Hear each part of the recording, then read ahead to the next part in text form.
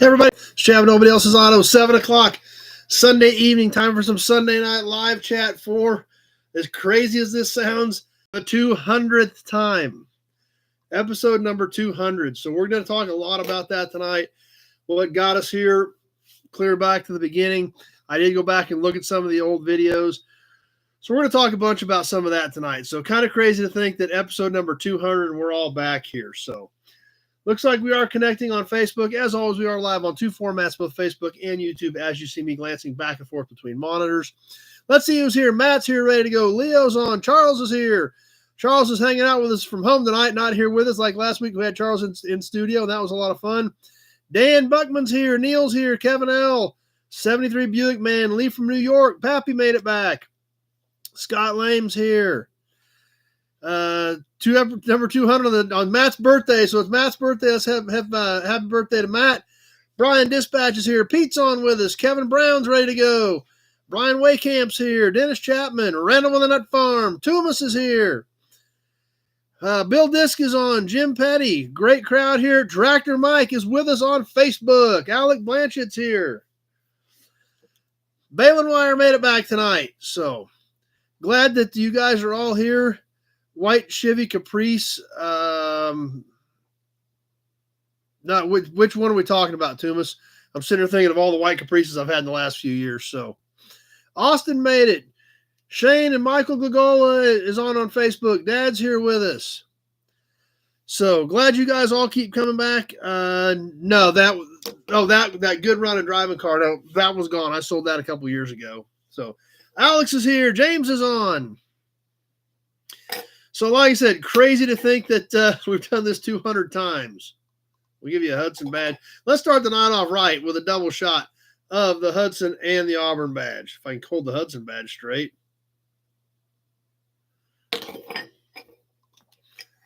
And we'll go ahead and get ready to get rolling tonight. Looks like a lot of great crowd coming on. Numero uno is on. Bill Wagaman's here. Wow, lots of familiar names. Glad you guys all keep coming back. And we're going to talk a little bit about some of that history too as we get into the 200th episode. Ryan and Amy are here with us. So anyway, a couple things. Don't have anything in that early 90s Caprice. Don't have any of it all, actually. Got one Roadmaster parts car, but that's it.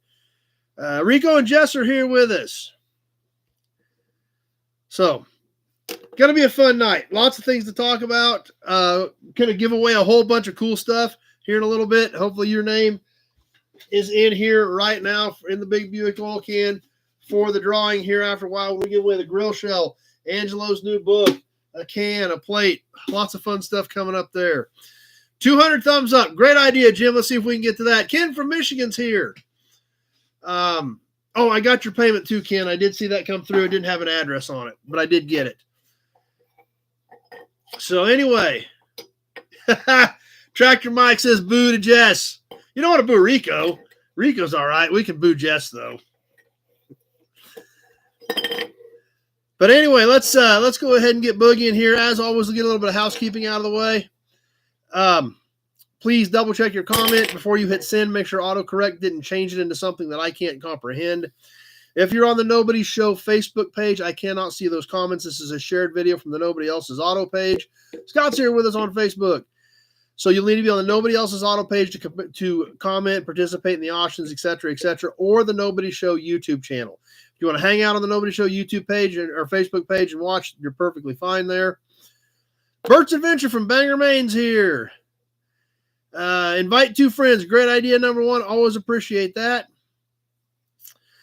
And sometimes we do occasionally get a troll on here. You guys do a great job of running them off. I ignore them because they can't get enough attention from mommy, so they want to screw up our chat. You guys do a great job of making sure that they know they are not welcome here. I always appreciate that. Super chats are super cool. And ads, we are fighting ads again, here these last couple of months. YouTube is inserting ads. Sometimes I get the chance to kill them. Sometimes they just pop up. You guys do a great job of letting me know when we have ads hit as well, because then I'll back off for a few seconds till we get caught up. In the event of an ad during the auction, I will stop the timer at that point in the auction exactly where we were at.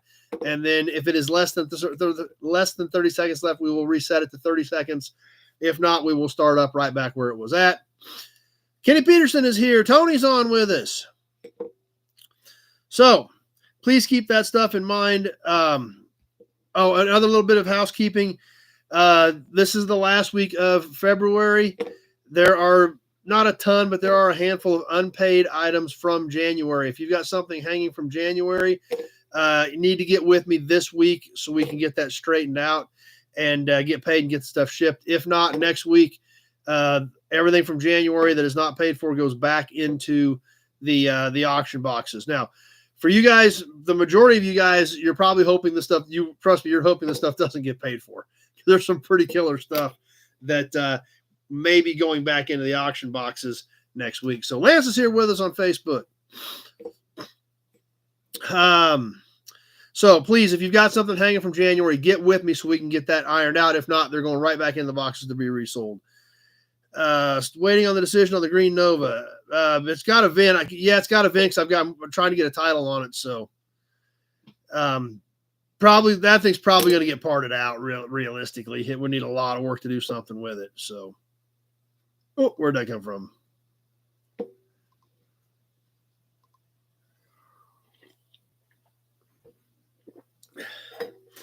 So anyway, and then the other thing that's coming up next weekend, Wichita Swap Meet. I do plan on being there both days, Friday and Saturday. Depending on how busy I am, Saturday is going to depend on how long I stay. I typically try to start sticking around, or I try to start getting ready to get out of there a little after noon. It just depends on how busy I am as to how long I'm going to stick around on Saturday. But I will be there Saturday morning, and I will be there all day Friday. If anybody's coming to the swap meet, be sure to stop by and say hi. If anybody needs me to bring a T-shirt or anything else, stickers or whatever, just let me know. Add Great Bend, Kansas to the shirt. Okay. Awesome. So everything Buick Man's got his valve cover up. Alan's here. Glad Alan made it. I already got a few ads popping up. That doesn't surprise me one bit. What they've been doing here lately.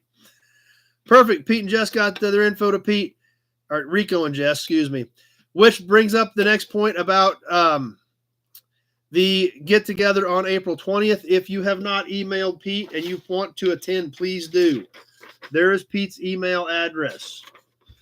Send him an email. He has a thread started keeping up with all of the information about the April 20th get together. Jeff from Ottawa's here. Tailgate for 66 GMC truck. I think I'm out of the GMC ones. I may have one rusty one left, but I think I'm out of GMCs. You'd have to give me a shot tomorrow, and I can get you on my list and check. So Mary's here with us. So there's the Pete's email. If you plan on coming April 20th, get an email to Pete so he can keep you on the list. We have to keep track of who's coming, how many people are going to be here, things like that. The hotel information is on that email string. So we always I want to make sure we kind of keep this thing organized, and Pete's helping do that. So please send him an email if you plan on being here on April 20th. So Zach, Whiskey Business is here. I'm drinking water. I'm doing all the talking. So I'm drinking water. I drink a lot of water. Almost got to it today, Alex. I have one or two more cars to move to get to it. I got most of the stuff away from it, but I got, I think, two more cars to move, and I think I can get to it. So I'm going to try to work on that some more again, maybe tomorrow, before I have to stop and start getting ready for the swap meet. Twilly D made it. So anyway, that's what the plan is for right now. Wichita swap meet next weekend. Hope to see some of you there as well. And please email Pete if you plan on being here April 20th. We've got a rough idea built out of what we're going to do. The hotel information is on the email string. And once we get a little bit closer, we'll kind of finalize some stuff and talk, and kind of get some stuff nailed down and check out what we can do at the brewery, see what we're going to do on food, et cetera, et cetera. So anyway, it really does look like it's coming together, which surprises me, which is awesome. And I super appreciate the support out of you guys for helping make this happen. It's going to be a fun weekend for sure. So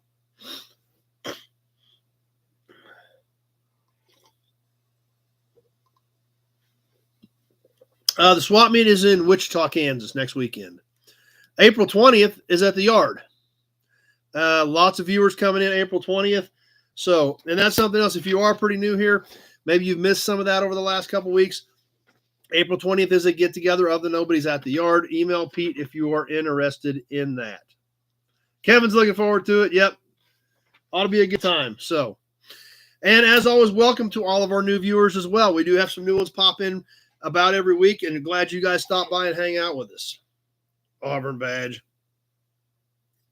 But anyway, episode number 200.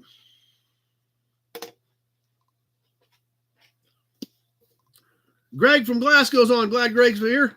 Stopped by and got some Tempest parts a few weeks ago. Randy Weininger's back. Glad you made it, Randy.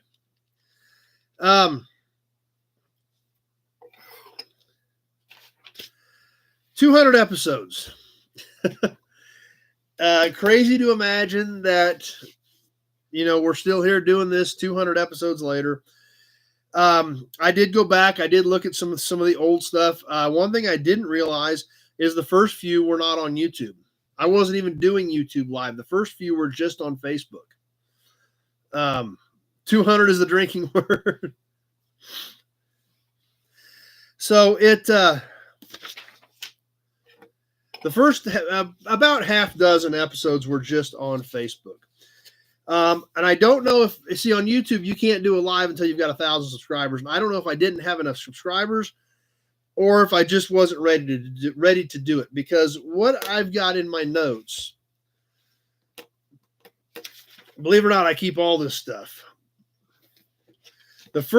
Basically the first year's worth of notes were chicken scratches on yellow paper. First one being February 9th of 2020. So I did a few in February, and then I did a few in March. But the first YouTube one was March 29th of 2020. Now, I think what happened... Okay, so Lee remembers it just being on Facebook. So Lee was here within those first half dozen episodes. And I believe that because I know Lee's been around for a really long time. So I don't know if I'm going into history books, but Martin's here with us.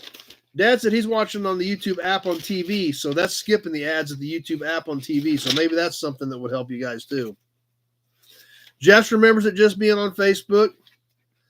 So that means that was within the first half dozen episodes, sometime between February 9th and March 22nd of 2020. March 29th is when I first did YouTube, and I did a test that day. I actually did a short live from the yard, literally entitled, YouTube live test. Got some ads popping up now, okay? Jim remembers Facebook as well, so that was within the first half dozen episodes. Then once we got on YouTube, I glanced at some of those, and I did see some other familiar names on there as well from clear back then. Sam's here. So the guys, Jim, Lee, Rico, and Jess, all still, all remember just the Facebook days. So like I said, that was February 9th to March 22nd of 2020. March 29th is when I started on YouTube doing both of them. So that really kind of puts it into perspective. That first year, 2020, and I got this stuff kind of stapled together. Just short notes, few things to talk about. The first YouTube videos, which would have been the same as the Facebook, were 20 or 30 minute deals. So that's another thing to kind of really wrap our brains around when we started this deal. It was hang out for 20 or 30 minutes, talk about one or two of those bullet points, and we went on with our evening. So then, of course, now I'm wasting your guys' whole nights. So worked off of just those yellow legal pads for the first year, basically. Now, at the end of 2020, it's like, hey, you guys keep coming back, which I'm still shocked to this day, but it's like, hey, they keep coming back. So that's when I started getting a little more organized about things. And January 2nd of 2021 was the first time I built out an episode. Really made notes, other than just a couple of chicken scratches, really made it out and started making notes and getting some stuff organized. Jim saw some yard Facebook before Sunday night. Yeah. Randall's going to check his bank account and see when he's joined. Chevrolet dealer 10 sign from the 20s and a Chrysler concept car. Yeah, I remember that. I remember some of that stuff. I seen some of that stuff last night, so I'm glad you guys don't think it's wasted time. But yeah, that's right. I might break even in a couple years, Alex. Good point. Big Job made it. Nathan's Mopar Garage is back. In fact, yeah, I've still got that Chrysler deal right here. One of the last pieces of original artwork for what would have been probably an AMC car. This was an Eagle that was never built, the last car that AMC ever made. This is probably one of the last design sketches ever done for what would have been an AMC car. They were Eagle at that point. Eagle Vision was the LH platform on the first generation from 93 to 97. When the LH car was redesigned for 98, the Eagle never came back. This would have been the 1998 LH platform redesign Eagle Vision had the car made production, which it did not. This sketch done October of 94. It is an original watercolor that came out of Conner Avenue Assembly. Was it Conner Avenue Assembly? Can't remember. That one right there. That is an original design watercolor for what I assume would have been the 1998 Eagle Vision that never was to be.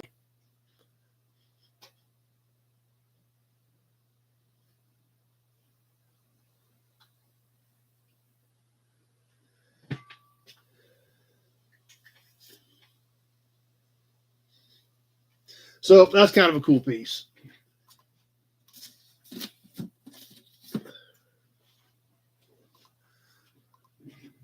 I think it's supposed to be a sedan. Yeah, it's supposed to be a sedan. If you look real close, you can see, provisions for a door handle here and a door handle here. So I'm sure it was supposed to be a sedan.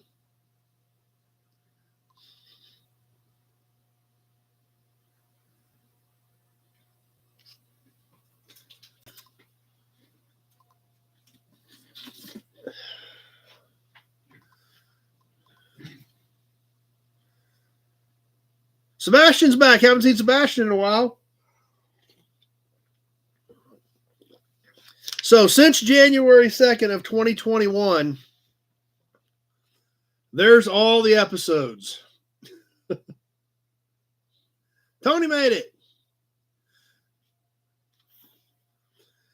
I started doing shirts, probably a couple years ago because I've reordered them once.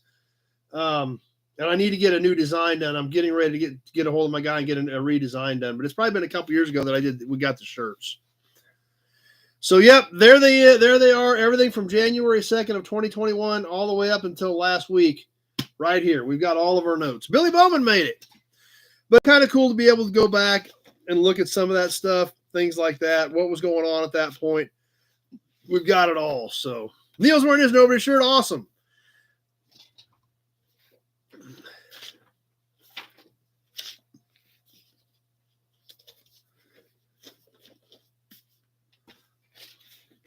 The Nobody's Bible, yeah.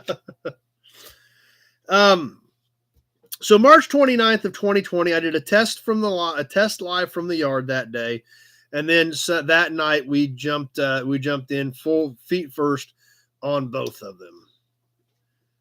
So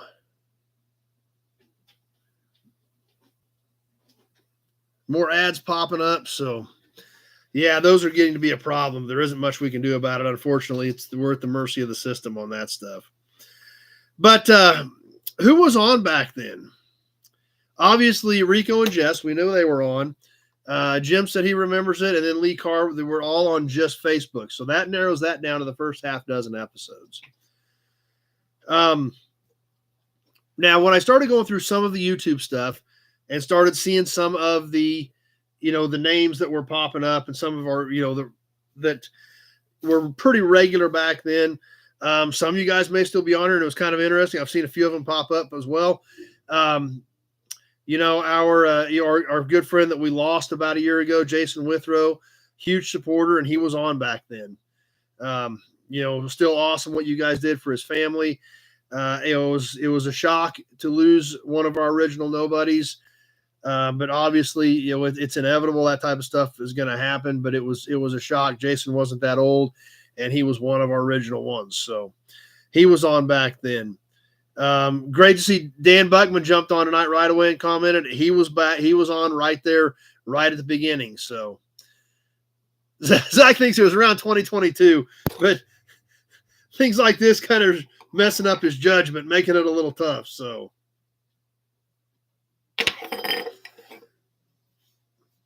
let's see. The Roadrunner jacket tonight? No, I don't think I was supposed to be wearing the Roadrunner jacket. I don't have any 76 Impala wagons. It's right there. I could get it down, but I'm almost getting hot in my sweatshirt. I'm almost going to take my sweatshirt off, so I don't think I need to put a jacket on. Lance been out of the loop. I never have done a video on the Chevy Wrecker. I never have actually stopped and did a full video on that.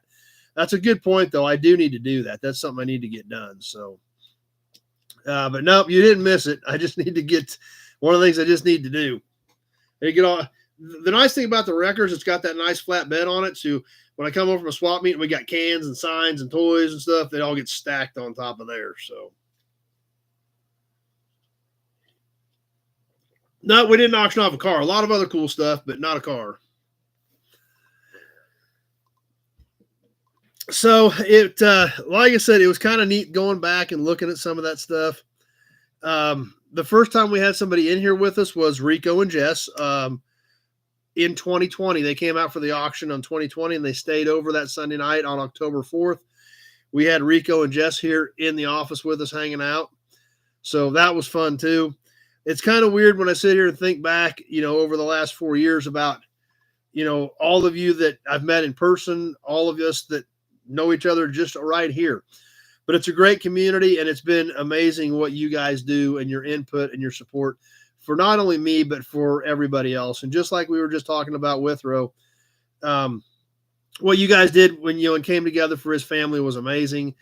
We raised, right around $500 just from you guys that we sent to Jennifer to help them out. And that was amazing that you guys that we have a community that we can do that with. So, it's pretty cool the way this thing is really starting to come together. GDP, that's me's here. So anyway, lots of things going on. And Sebastian's glad to be back. We're glad you made it back. And it's crazy that here we are 4 years, 200 episodes later, and we're still hanging out. And now we're actually planning a get together where you guys actually are taking time out of your lives to come here and meet everybody else and check out the yard. So pretty neat deal. Bunch of nobodies helping everybody to feel like somebody's. That's a great way to put it. So good way to put it. Number one, that's for sure. So I can't thank you guys enough for your support and for what we've done and what's going on here to make things happen. So anyway, kind of weird, and huge thanks to all of you for making it happen. And what the heck? We'll just keep rolling with these too. So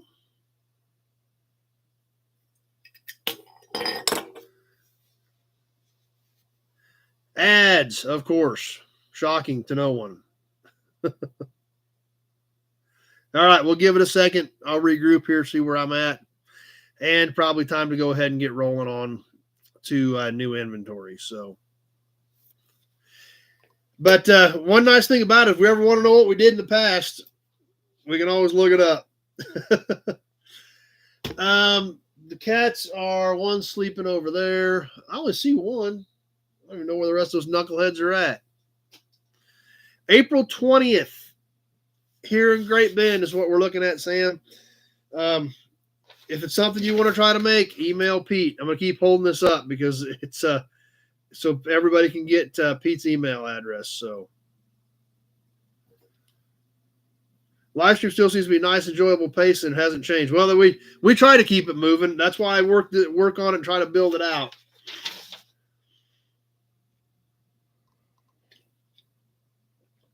So there we go. Episode 200.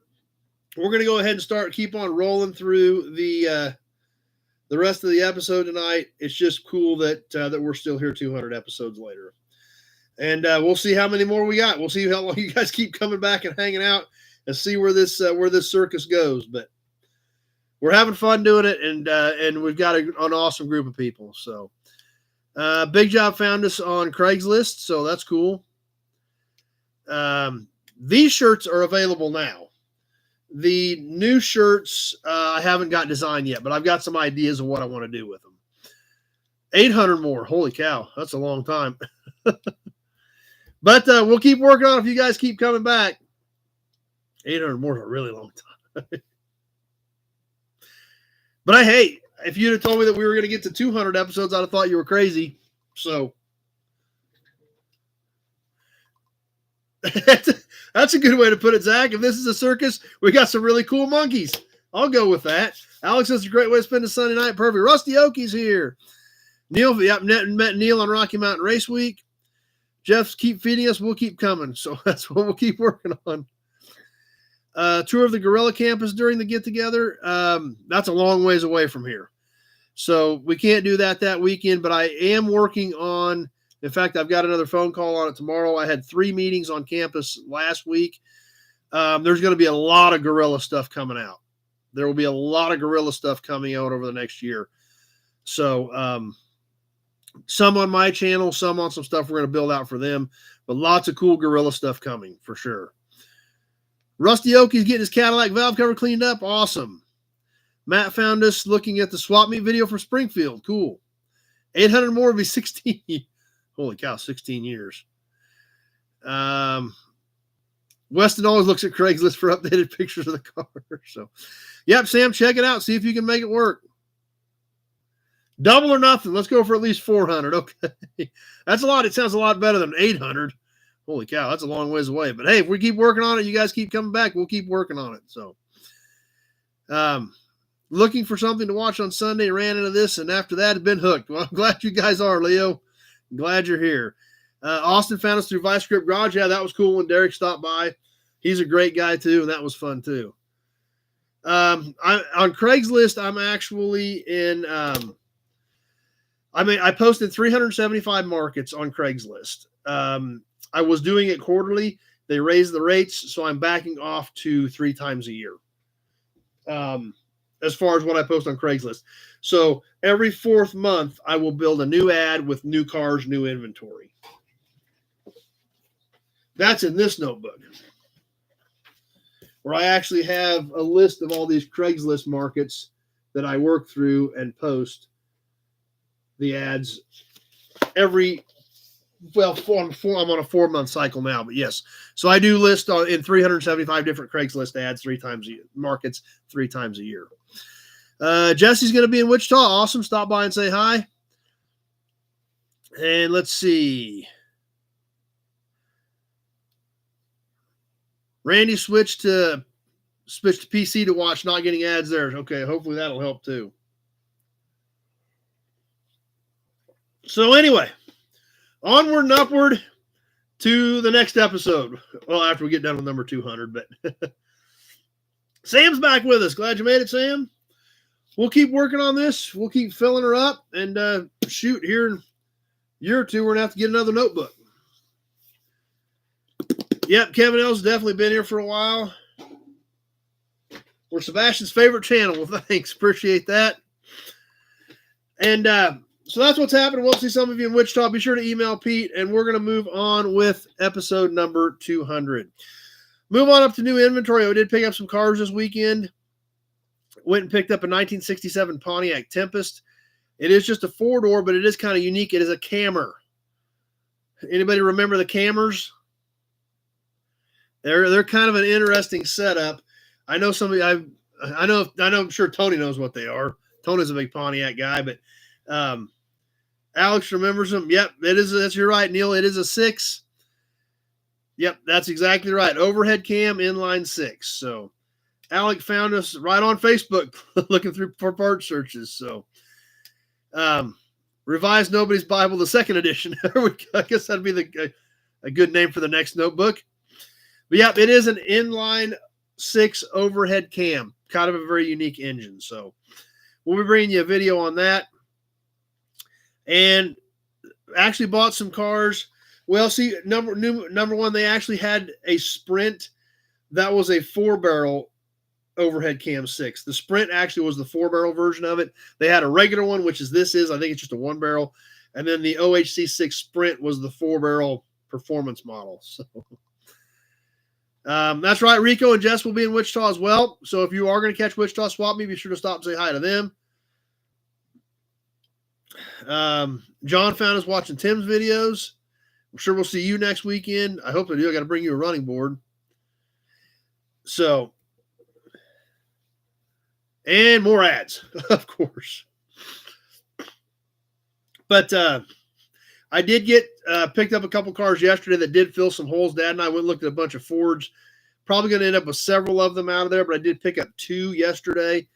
The only 59 Ford I had here was a Ranchero, and it was nowhere near complete. So I did get 2 59 Ford cars yesterday. One 2-door hardtop that is not a complete car, but it does have a lot of 2-door stuff on it. And then a 4-door sedan, which is just a regular 4-door sedan. But this thing still has all 4 hubcaps there. It doesn't get much more complete than this 4-door sedan. So that's it's a pretty good looking car too. So we'll be bringing some content up there. Ryan loves the channel. Appreciate that. Glad you're hanging out with us. Tony installed an ads blocker on his computer, and that helps. So, okay. So, yep, say hi to John. Maybe if some of you guys are there, maybe we can all get together for a second or whatever and say hi. I will be, if you guys haven't seen me before at the Wichita Swap Meet, there is a pinch point between the 2 halls. Where you have to go through to get between the halls. You cannot go between the halls without leaving the building without going by me. They do have a liquor stand and a concession stand right by my booth. So if you're coming through the pinch point between the halls, you see the concession stand, I'm right next to it. So I'm easy to find. And then I'll know where John and Rico and Jess and all those people will be too. So we'll sure try to catch some of you guys up there. So, Zach found us from another YouTube channel during Rocky Mountain Race Week. Sweet. When we were at Checkpoint. Yep, that was a fun day too. PFF Flyer is here. GOB's on. Samson watched the spring of last year. So, sweet. Balin Wire, one of the members of my local Lions, has a Firebird with a Sprint 6. Yep. They were a unique engine. So, all right. Let's see. Yeah. Shockingly, I mentioned liquor stand, and Tractor Mike woke up. Never guessed that would have happened, huh?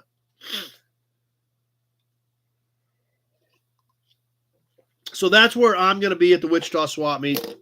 It's right at that pinch point. And so be sure to stop and say hi, and we'll try to hook up with some of the other nobodies. Ooh, Auburn badge. So be watching for content on the Tempest and the 259 Fords, and probably some more Fords coming in from this place we were at yesterday. So grab extra beer before you come by. Yeah, there you go. Got Zach's attention, too. A flying wheel hood on it for a 38 Studebaker truck. Yeah, Sunflower Swap Meet. That is correct, Austin. Did you do a video on a camera at Pioneer? I don't think I did. I don't think they've got it. I don't remember any cameras in Pioneer Village, so. But anyway, we're going to go ahead and keep moving on. We're going to get to a promo model, do some badges and emblems, do story time, and then we're going to give all this super cool stuff right behind me away. Rod's ready to go. Let's just keep going with the badges. Big job, found nobodies, and the king of Sunday evening, late night. Here's Johnny. And which is so cool that you guys actually think what we do here is of any sort of caliber, much less compared to what Johnny Carson does. But those are some super kind comments, and I always appreciate that. So, Randy, don't encourage him. Do not encourage him. Old school's here. Glad old school made it back. I just seem the only person that used a cattle prod to get on this channel. So anyway, yeah, try to get your. Hey, we're gonna get to the auctions here in a little bit. So yeah, auctions are always better after about 17 beers, right, Tractor Mike? Especially when they're selling motorcycles. Yeah. Yeah, ask Tractor Mike about buying a motorcycle after 17 or 38 beers. It was funny. I thought it was funny. He didn't remember it, so he didn't know if it was funny or not, but it was funny. So anyway. Is it lot walk around yours? Depends on which video we're talking about, old school. Let's see. More fun without supervision. There you go. Yeah. Just so you know, Tractor Mike, Randy said he did refer to you as the Studmeister again. So please do not encourage Tractor Mike. He is. I did talk to him the other day, and all you guys, just in case you're wondering, Tractor Mike is planning on attending April 20th, which almost guarantees there will be poor decisions made. But hey, poor decisions can make great content, right? You never know. It ought to be a good time, though. So take the badges to the meet. Still be by the beer booth. There you go. Let's get on to the promo model. We're having too much fun tonight. This is another one of those models that, it's kind of crazy to think about that it's almost getting old now. One of those that, it's hard to comprehend that this promo's of just over 30 years old and on the borderline of being an antique. We're talking about stuff from the 90s.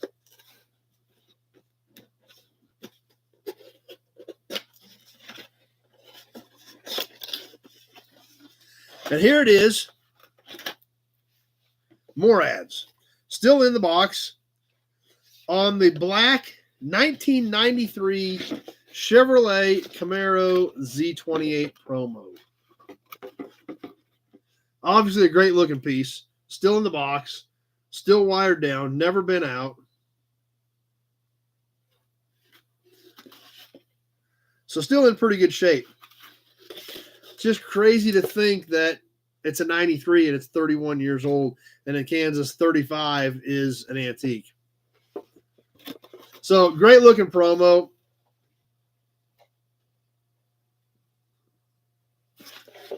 Johnny Z made it. Still literally wired into the box. Great looking piece. Still even has the little pieces they taped in the box to keep it stable that went around the windows. On the 1993 Z28 Camaro in all black. This does have a gray interior. It does have a full interior, but obviously this is a promo, so the bottom side is one-piece cast. Not a lot of detail on it. Just the details out there where you could see it where it mattered. So Zach's trying to buy this one. I don't know if I've got any extra black ones. I'll have to check and see.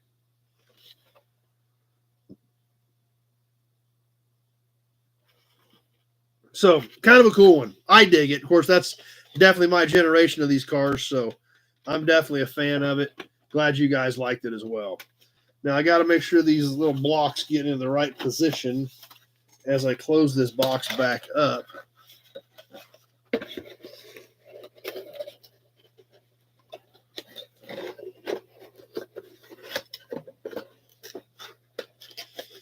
And get this thing tucked back away to preserve it in its outstanding condition.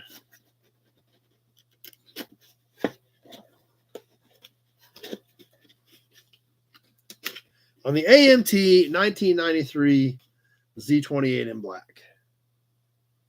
Yep, that's kind of weird, Braylon Wire. That's what we got to remember. But actually, I've got a 4th gen Camaro too. I've got a 97 30th anniversary Z. So I like these two. I've actually got, I've got the 30th anniversary 97Z that was sold new here in Great Bend off the showroom floor of the Chevy dealer. And then I've got the dealership sign, their used car sign, their OK used car sign, 6 foot 6 by 6 foot panel from that dealership that I'm going to hang over the car. So kind of excited about that. Okay. Moving forward, there's the 93Z. Let's get into badges and emblems. Now, like we talked about last week, we're going to shake things up a bit on badges and emblems. About mixing in hubcaps, grease caps, things like that, because I've got an extensive collection of that stuff as well. I thought, what the heck, sitting there looking at all these boxes of this cool stuff, really didn't have a place for it. So we talked about it last week and decided to go ahead and start throwing some of those in to badges and emblems. So we're going to do a hubcap tonight as well as an emblem. Yeah, exactly. I'm kind of with you, Ryan. 93 seems like that should be like just the last year's model. So first emblem. First, we're going to do an emblem. This is a very basic emblem, but one with that packs a little bit of a punch. I think this was the one that went on the door of about a 68 or 69 Plymouth Roadrunner. These were not a fancy badge. Of course, remember the Roadrunner was supposed to be a budget package muscle car. So it had a basic badge on it with a Roadrunner sticker. This is a metal badge. It was pot metal. This one does have one broken stud, but it did have two mounting studs on it originally. Ron still got his first car. I've still got the Regal I drove in high school. I've still got it. This is kind of a small badge. Like I said, the Roadrunner was a budget car, so they didn't spend a lot of money on ornamentation and things like that.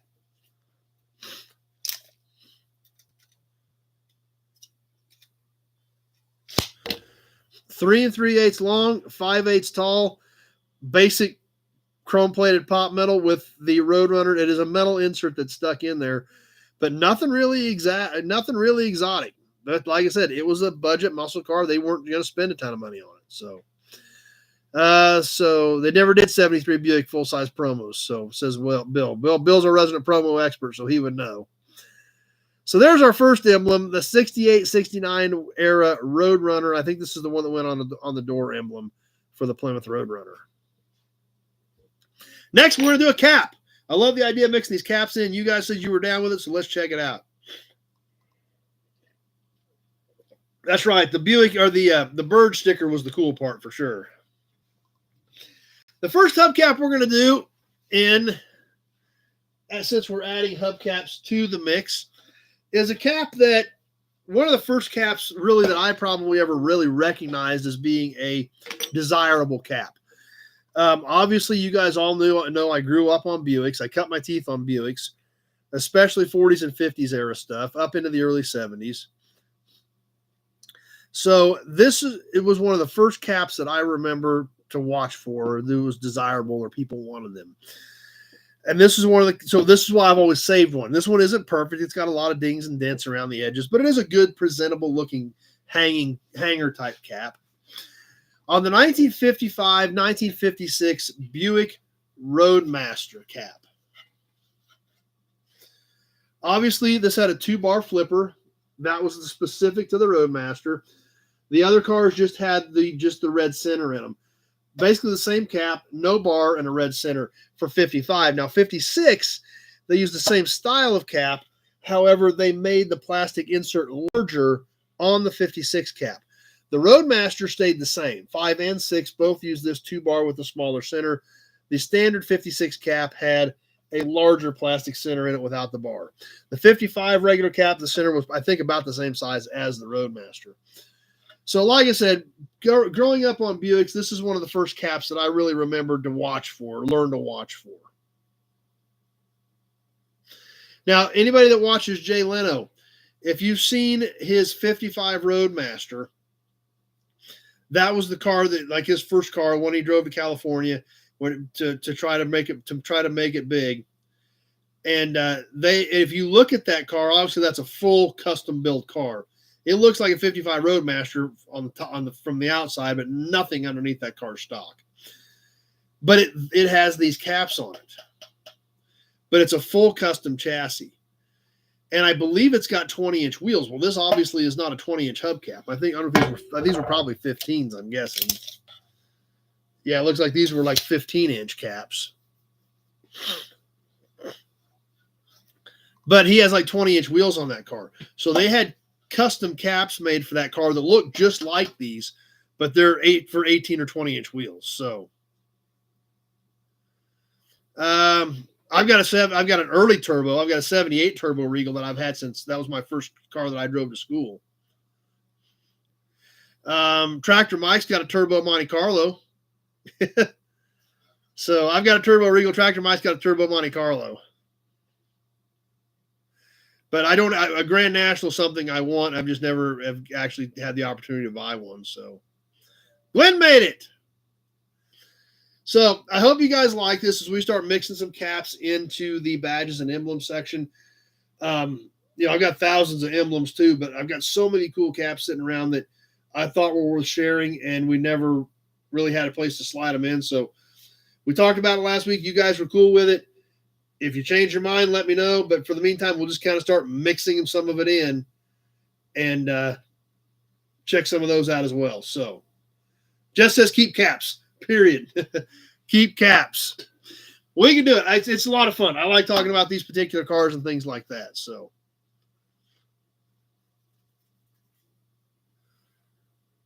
just bought an 85 T-type Regal. Nice. Yeah, GNXs are crazy money. Right, Hammy likes the caps. Zach says keep the caps. Tony, keep the caps. Okay. We'll just start working them in. They have just as cool as stories. They look just as cool as the emblems. So we'll keep working them in. You guys like them, we'll keep working them in. Randy says he likes the mix. Perfect. So let's put that out of the way for now, since we're done with that. And then that and the Roadrunner emblem for tonight.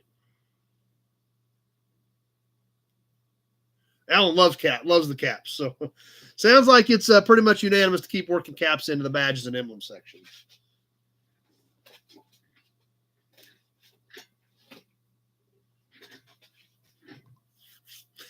Even beat up caps are cool. Wow, everybody's down with the caps. So I guess it was a good idea.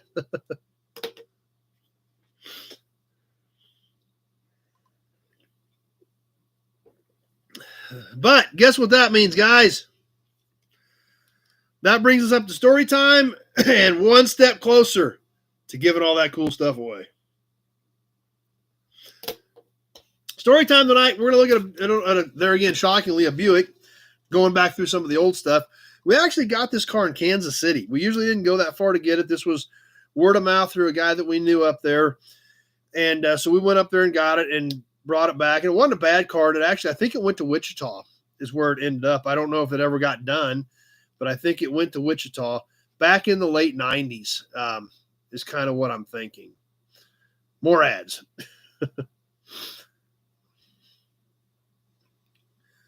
Caps were so not cool that they became cool. Yeah, there you go. That's one way to put it.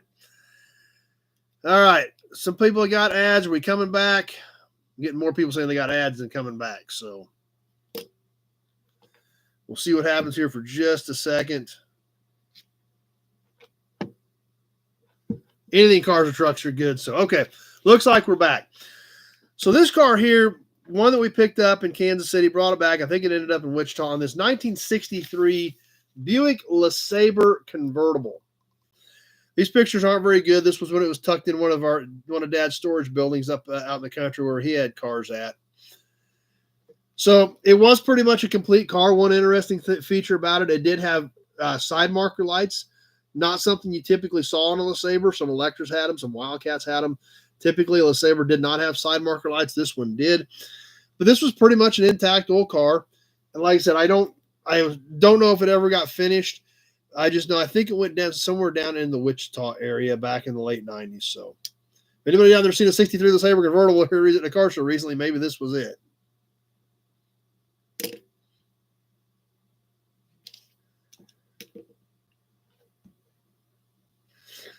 Alex remembers his father buying one new and would see 55 days of peaking afterwards. Okay. Try to keep the glare off of some of that. So, similar to a 61 Invicta, that's for sure. So there we have it, 1963 Buick LeSabre convertible from back in the 90s that Dad had found.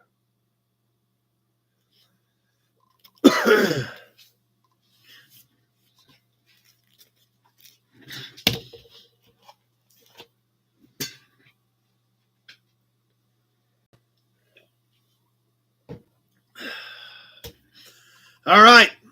With that brings us to raffle time. Let's give some stuff away, and then we're going to talk about the new raffle. So, who is in the big Buick oil can? Who got in this week? Now, obviously, this was an extended raffle. 63 had quite a trunk spear, similar to a Galaxy, yeah? All right, let's go raffle time, says Kevin. Who got in? Now, obviously, like we did an extended raffle this month because we started late because of January, February being a short month, so we kind of ran this an extra couple of weeks because of that. But tonight we're going to give it away, and we're going to announce the new raffle. Now, these are all the people that were in before. This packet is people from this week. So let's go into the see who got in this week. Tweedly D, I did get your money in the mail. Tony Napoli, Alec Blanchett, Joe's Classics, Zach Thompson, Michael Glagola, Charles Wickham. So those are the people that I got entries from this week. If you thought you got in and I didn't read your name, be sure to get with me so we can figure out what happened and get you into the next one. But that's what we've got. So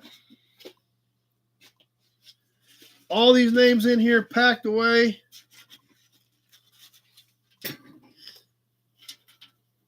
Ready for the drawing.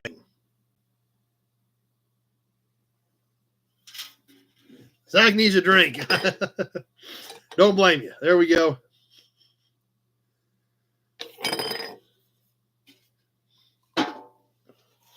Let me get my notepad out here so I can write this stuff down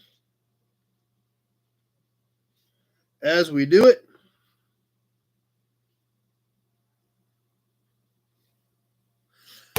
And are we ready to give away the Chrysler grill shell with the shelves in it? All the pieces on there will be given away separately after we draw for the grill shell.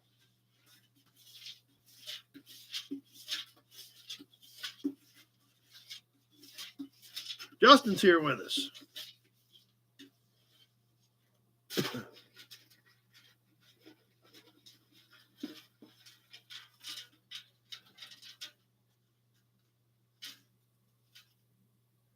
No, I do still have the 58 Impala, Brian.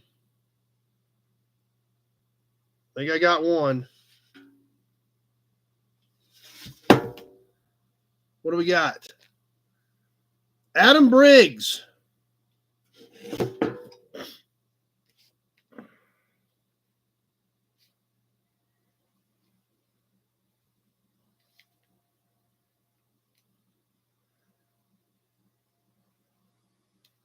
Adam Briggs on the Chrysler grill shell. I don't know if you're with us tonight and just not saying much, but your name came out.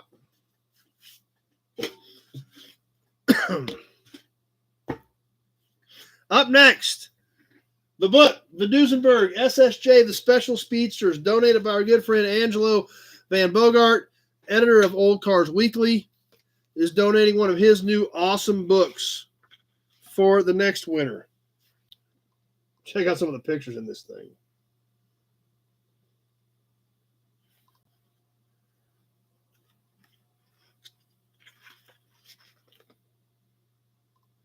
Great stuff in this book. So let's give one away. Donated by our good friend Angelo Van Bogart with Old Cars Weekly.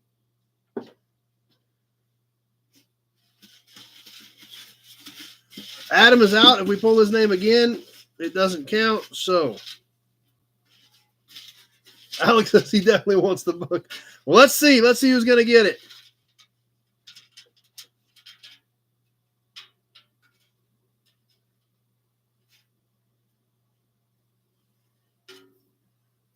Randall with a nut farm.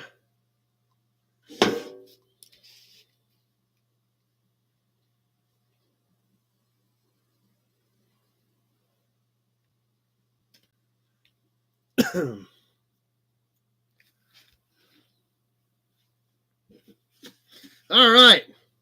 So Randall's got one coming to him. I know Alex and a couple of you other guys already have it.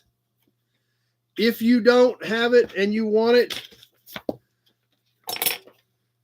you can email Angelo at that email address or order it directly online at diechasm.com to get your own copy of the Duesenberg SSJ book.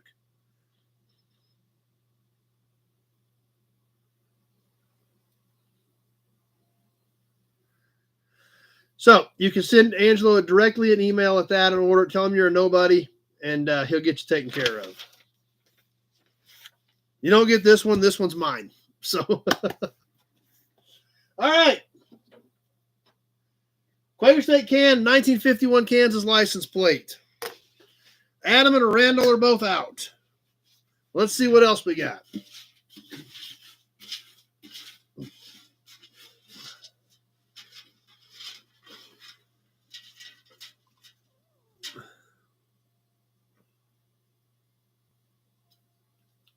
Kevin Brown.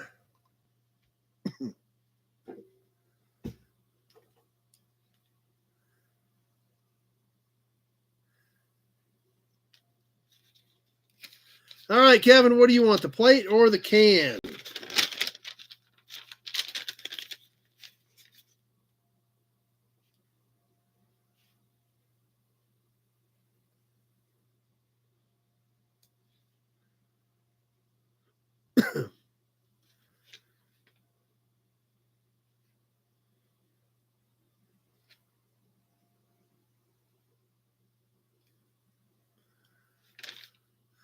Let's see. I know Kevin was on here earlier.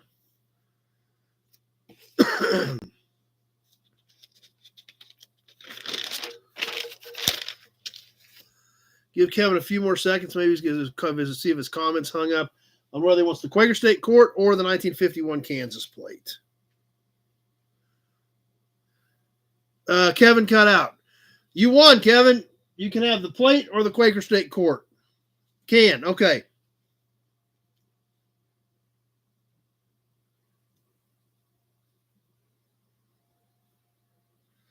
All right, now for the 1951 Kansas plate.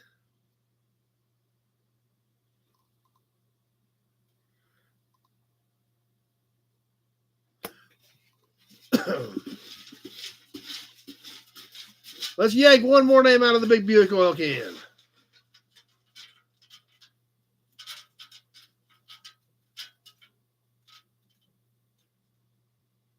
I dropped them all. Thought I had one left. I dropped them all.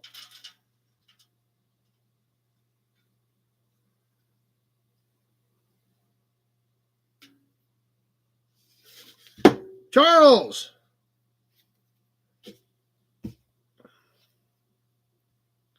So we'll mark the plate to Charles. All right, that was a fun one. That was some cool stuff.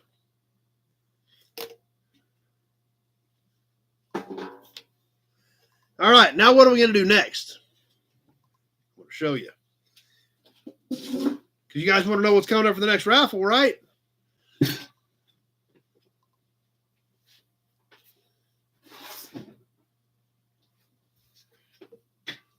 Tony just wants Heather. Yeah. If we gave her away, we wouldn't have anything here to hang out with. I got to take my sweatshirt off, though, guys. It's getting hot. All right.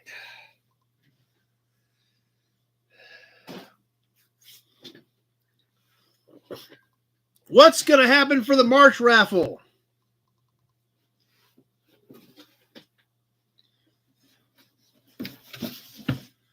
We're going to give you a box. And a box. And another box.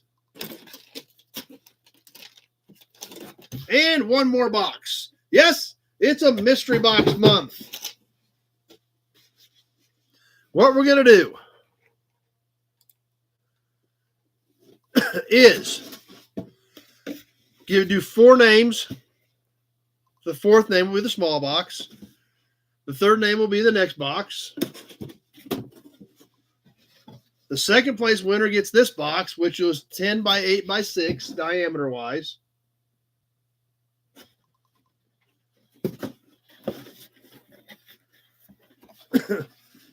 Yeah, no kidding, Matt. Yeah, in fact, Dennis had like Dennis had like 3 or 4 bonus drawings laying here that I shipped out with his stuff last week. So, and first place box will be this box. This box is 12 by 10 by 8. So we can put a lot of cool stuff in here. Obviously, this one is going to have the most cool stuff.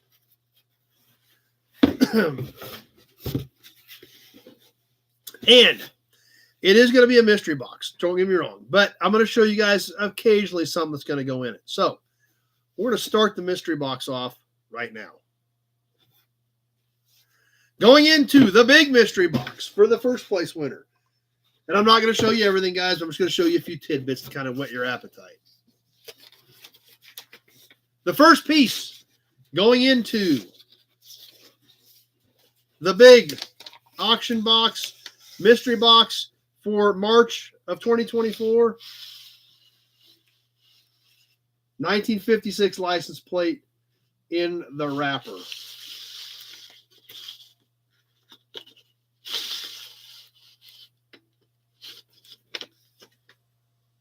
Brand new.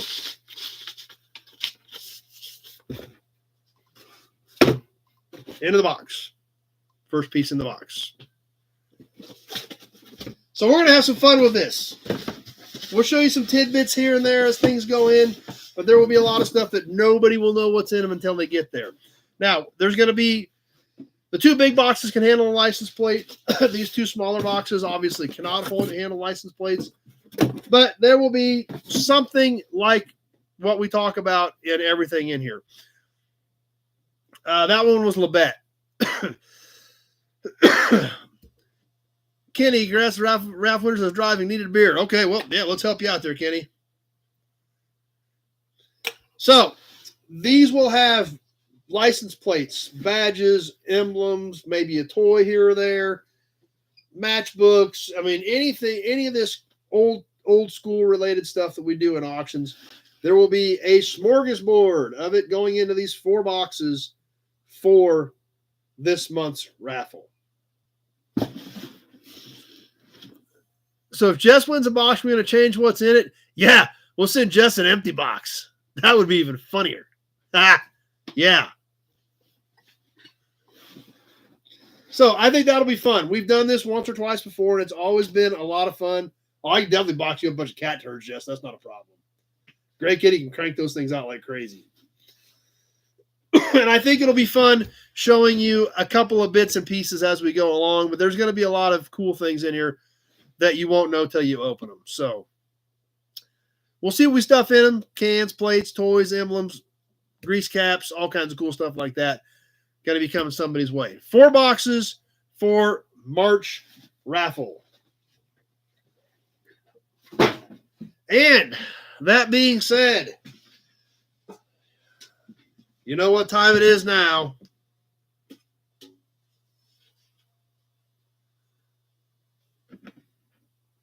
Yep. Empty box for April Fool. There we go. Sam, send somebody an empty box. Yep. All right, guys, here we go.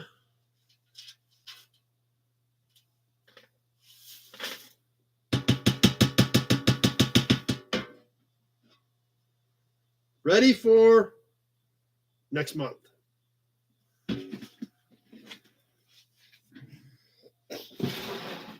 $1 per entry, Jesse. You send me $5, you're in here 5 times, $10, 10 times. And we do some bonus drawings throughout the month, and then the big drawing at the end of the month. So this one will be sometime at the end of March, 1st of April. We'll have to look and see what date we're going to pick. But that being said, that's what we're going to do this month. We've had a lot of fun with it in the past, and I hope you guys are really going to enjoy it and have a lot of fun with it. So anyway, that'll do it for this month's raffle. Congratulations to our winners. We'll start sorting that stuff out, and I'll get some of that stuff on the way to people this coming week. So hopefully I can get most of it done before I go to the swap meet. If I do get in a bind on time, it will go after I get back from the swap meet. So that's a badge. That being said, Who's ready for some auctions? Who's ready to add some stuff to your collection right now? How many pesos? That I can't help you with. I got no clue how many pesos.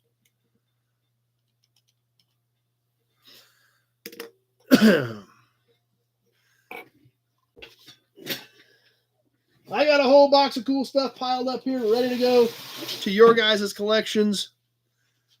Let's get ready to rumble. That's right, Leo. Leo's always ready to go.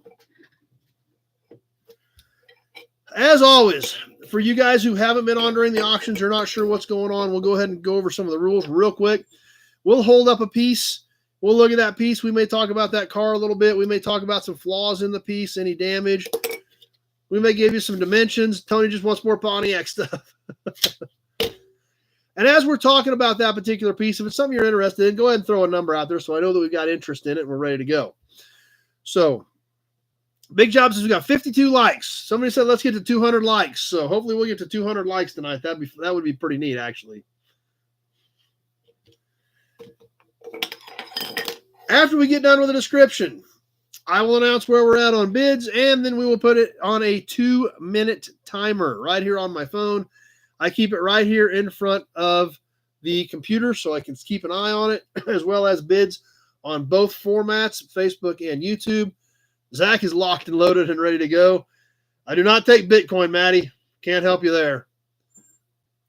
So we will go 2 minutes. I will tell you when 1 minute has passed. I will tell you when 1 minute, 30 seconds has passed. Everybody has a delay. Some people it's 3 or 5 seconds. Some people it's 30 seconds. So please bear that in mind. When I tell you a minute 30 has passed, we may be getting close to the end depending on your delay, which varies with your device, phone, PCs, tablet. So all those different things, as well as your provider, it depends on what your delay may or may not be.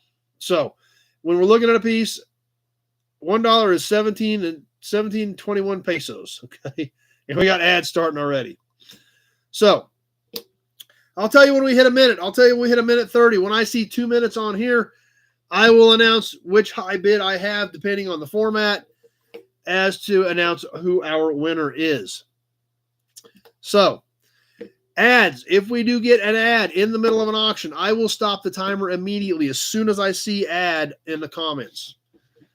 If there is less than 30 seconds left, we will start back at 30 seconds.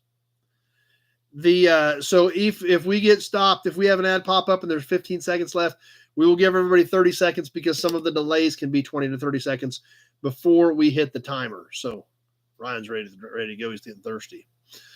So about everything tonight, we'll have shipping included. I got a couple of really killer pieces in here tonight too.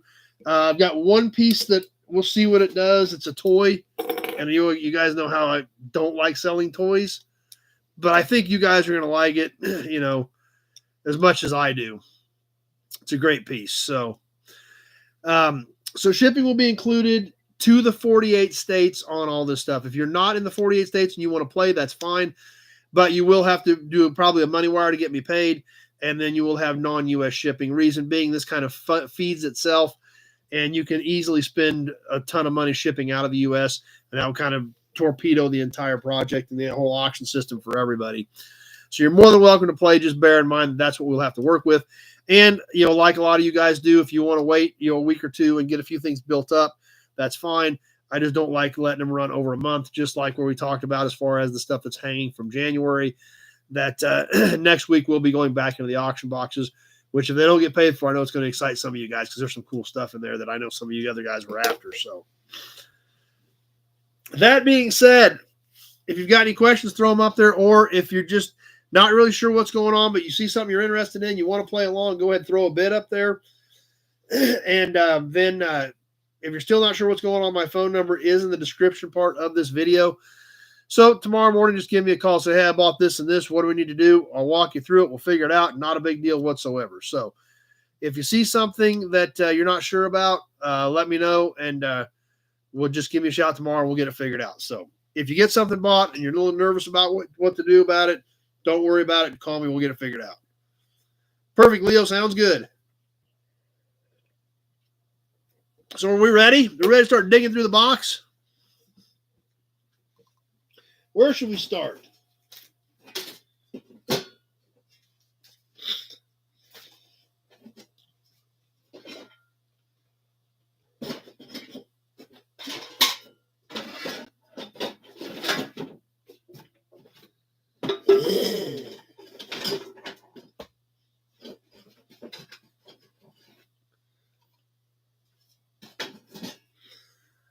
Okay, Justin's here. Probably hanging out with Leo.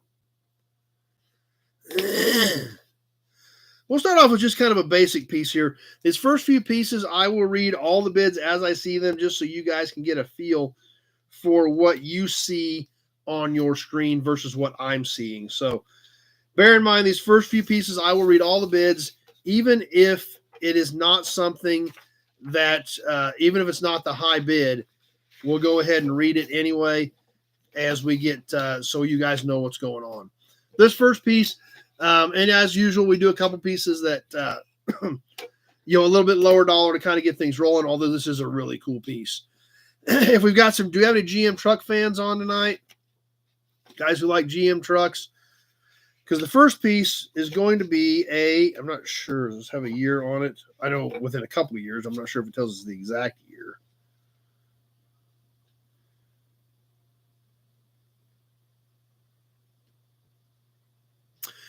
This would be a 57. 1957, this is a brochure for the 1957 GMC 370 series. Medium duty truck, but this thing is so cool. Check this out. Color brochure, 1957, amazing condition considering the age of it. And I realized that the grill is what, I know the grill's different, but I was trying to figure out for sure whether this was a 5, 6, or 7. So I checked on the 8-cylinder engine that was available that year, and it is a 347 cubic inch V8. So that told me, more ads, imagine that. That told me that this was a 57, because who remembers what V8 GMC used back in the 50s? They used a Pontiac V8. Pontiac 347 was used in 57. 58, it went to a 370. So this thing is pretty neat. It's got a lot of cool specs. Obviously, a nice, cool cover. And the back has a truck on it as well. Leo at 10.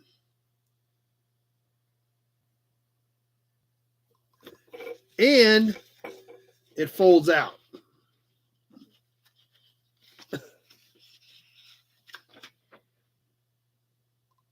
To really give you some cool information. So, kind of a cool deal. I know it's not a super high dollar piece. We got Leo at 10. Let's get this thing rolling. We got more ads again. Hopefully those clear up. We just hit the timer, so we're good to go. On the GMC brochure, move some stuff around here. Where are the gun sights on the fender limited to only that model? Depends on what year we're talking about. Balin wire at 25, Sebastian 11, but I've got Balin wire at 25. What year are we talking about, Calico, on that?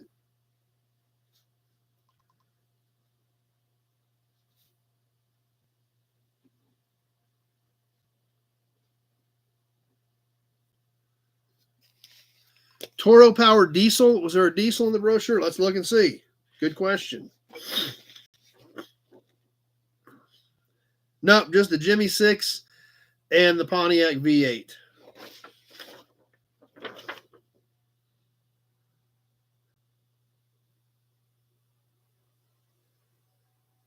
One minute has passed. Oh, on this truck, Justin at 26. Those were turn signals on the fenders. Those were actually the turn signals. Justin at 26.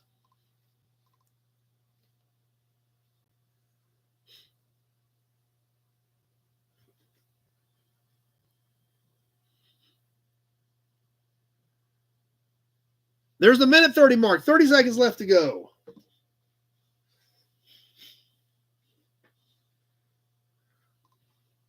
Balin wire at 30. Zach at 28. I've got Balin Wire at 30 with a few seconds left to go. Zach at 31. Coming down to the wire, Zach at 31. Ryan at 35. And that does it. Ryan at 35. Those are great pods for a custom. There's no doubt about that. For those big bumper pods for sure. Ryan at 35. Balin Wire came back at 36, but we were long done by then. Ryan Peltz at 35.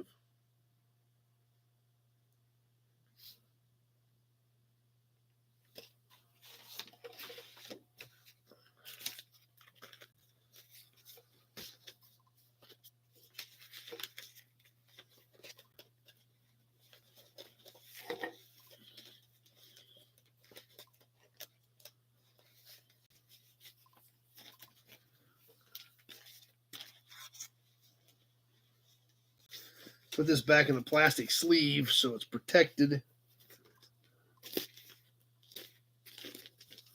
Come on, slide in there. All right.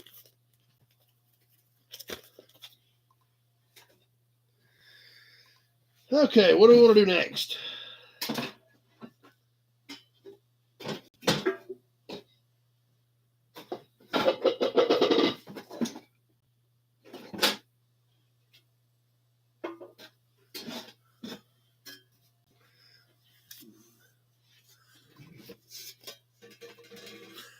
Check, money order, Western Union, or PayPal, friends and family, Ryan. And all that information is in the text part of the video. When we get done, if you go back and click on the video, the text part has all that information, as well as my phone number if you're still not sure tomorrow. So no big deal. We'll get her figured out. Yep, we got everything in the boxes tonight for sure. It's not a giant toy, but it's a killer toy. I got a killer toy. Early killer design, killer style. No problem, Ryan. We're going to get a few more things worked in before we get to that, but let's catch a plate, some maps, a couple little things here to get things rolling. First plate for tonight. We've done a few of these in the past. They're really unique, really interesting. On our ham radio plates, where these actually had the ham radio operators information on them. This one from 1972. Tweedledee at 5. It is a stamped steel plate, basically a 12, roughly 12 by 6. Sebastian at 6. KOSQF on the ham radio plate from 1972. Over 50 years old, black with white letter, still has a pretty good shine. It is used original, but in decent shape. Justin at 20. So let's get this thing rolling. We're on the timer. Justin at 20.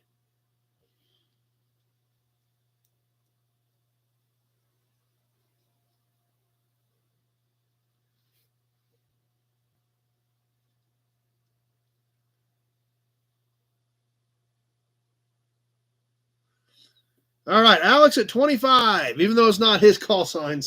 But Alex is a ham radio operator. Justin's a ham radio operator. We've got some ham radio operators on here with us, so they know way more about this than I do. They're just kind of cool, unique pieces. So I don't know if anybody checked it out. W5YB is Alex. Oh, Brett does it too. I forgot Brett does ham radio. So lots of guys on here do ham radio. But I've got Alex at 25 right now as we're coming up on the 1 minute mark. That's another good point too, Charles. Just like ham. Not a bad idea either. 1 minute gone, 1 minute left to go.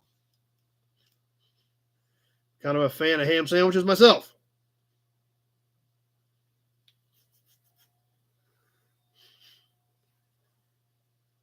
Ads. All right, stopped. We've got ads. We shut it down for a second here.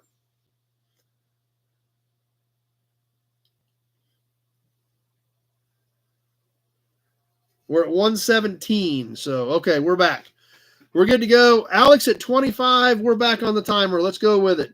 Alex at 25. Swap meet is at Century 2. That is correct, Sam.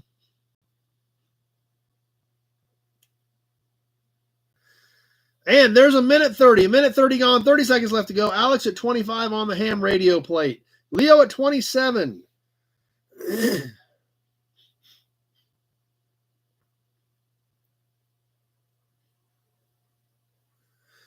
Coming down to the wire on this one, about ready to wrap it up. I've got Leo at 27 with a few seconds left to go.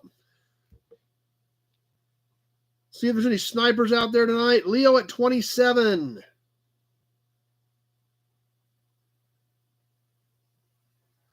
And that does it. Leo at 27. There they go. Austin at 28. Tony at 30. Leo at 27 is who I had when time ran out.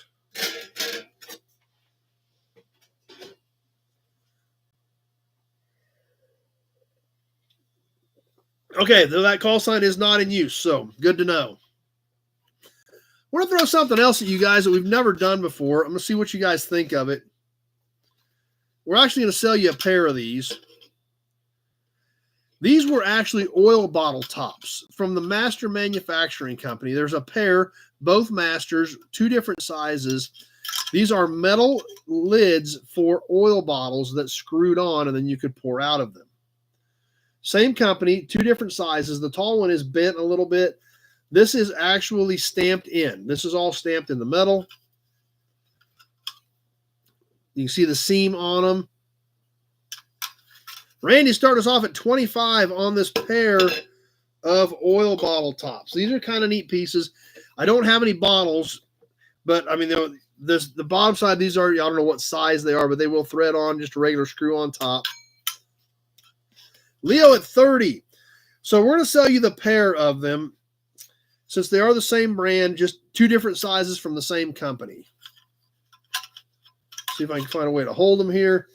I got Leo at 30. Let's hit the timer here. Let's roll. Outcast made it. Glad you're back, Outcast. Haven't seen you in a while. Thanks for stopping by tonight.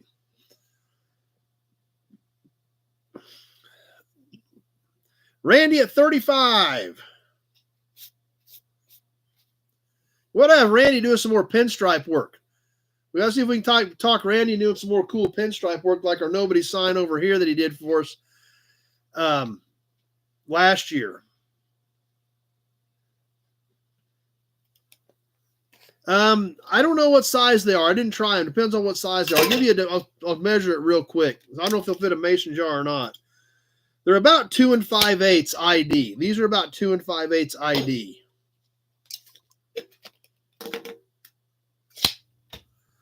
Coming up on the 1 minute mark, I've got Randy at 35. This is the Master Manufacturing Company is what they say. I think they were kind of universal. 1 minute gone, 1 minute left to go.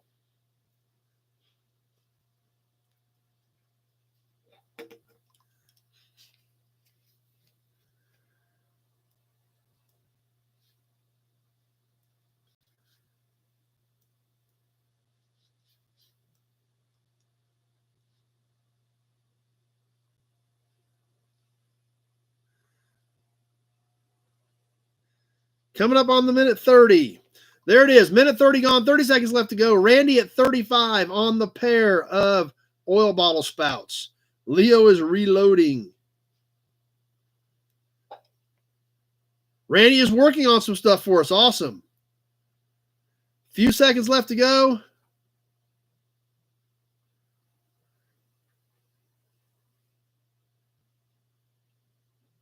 Ready to wrap this one up. Randy at 35.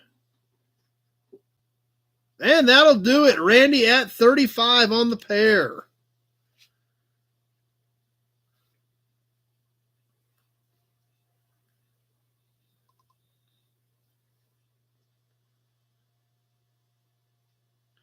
Well, excited to see that stuff, Randy. I sure appreciate it. That sounds awesome.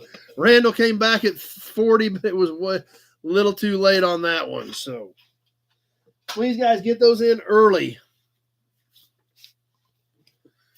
We haven't done maps in a few weeks. I found there's some pretty cool ones in this handful. I hope you guys like them on this batch of maps that we've got next.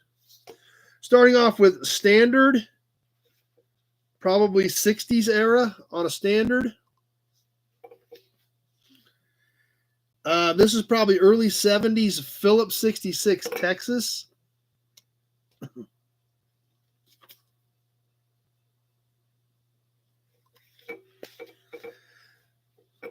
Phillips 66 Kansas, Nebraska. This is probably late 60s.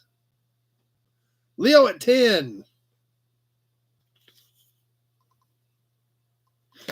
And this next one is different. It is Kerr-McGee Deep Rock on the back, but it is an outdoorsman type map. Arkansas, Louisiana, Mississippi with a quail on it. Larry at 15. So this one's a little bit different. It is Kerr-McGee Deep Rock, but it has a quail on it. We got ads. Justin at 20. So you're going to get the whole handful. 2 Phillips, 1 standard, 1 Kerr-McGee with the birds on it. Okay, looks like we're back. Justin, I have got Justin at 20. Mike was at 20, but I had Justin first. Let's get this thing rolling, and we're live on the timer.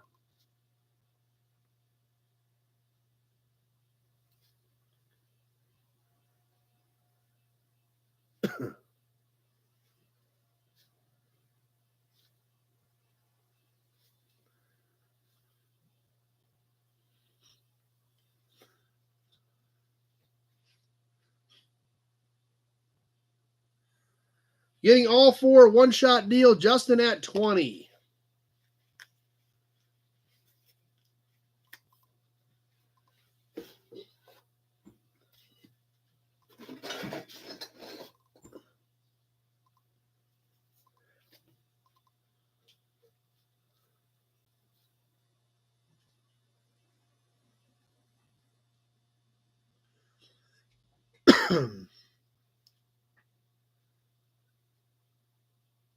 And there's 1 minute. 1 minute gone, 1 minute left to go. Justin at 20.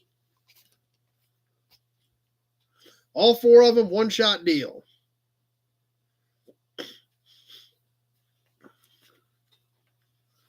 We'll hide the bird.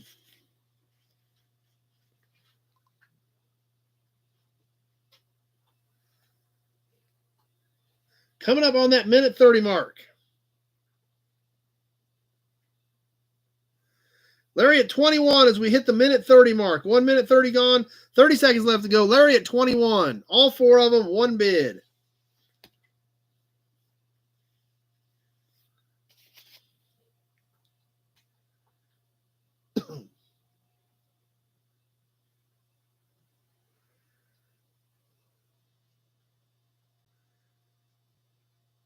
Just about ready to wrap it up. Larry at 21. Leo at 28.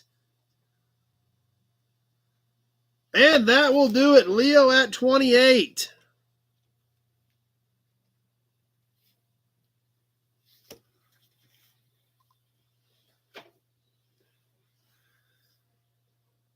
All right.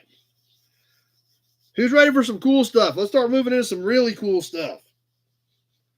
I got a great cap. We did one of these a few months ago. Alex got it. The only other one I've got is covered in paint, other than the one I'm keeping on this cap. So I got another one that's covered in paint, but this is the last one I've got that looks pretty decent the way it is. And I think you guys are going to like this one. I know you like the last one. This is 30s era. I don't know for sure what. 35, 6, 7, 8, somewhere in that window. And you might need some sunglasses for this one. On this cool little Dodge cap. Not bad. Not as good as the last one, but not bad. Whammoed a little bit over here. Some other few typical dings and dents. Nothing super serious. Obviously has a pretty good reflection on it. You can still see pretty well with it. The Dodge is embossed as well as this ring around the outside edge. Justin at 15. This is a steel base with the chrome cap over top of it. Justin says it's a 36. But really still looks pretty decent for a wall hanger, it's great. You can obviously make out the letters clearly. There is an arrow on each end that is embossed. This one you can't see as well because of the damage, but a good looking piece. Kevin at 20 on the Dodge cap, sharp looking cap. Let's get this thing rolling on the timer, and here we go.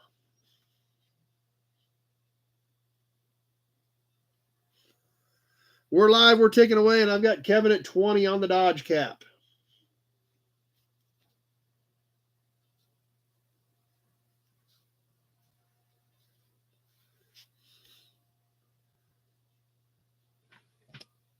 So I'll let you guys check that out, and I'll see what we're going to do next. Justin at 21, Alex at 30.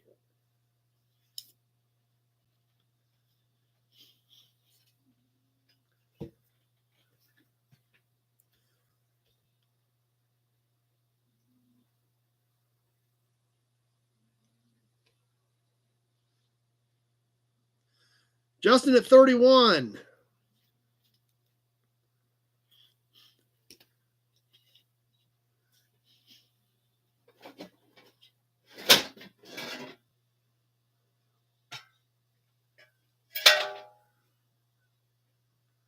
There's the 1 minute mark. 1 minute left to go. Justin at 31.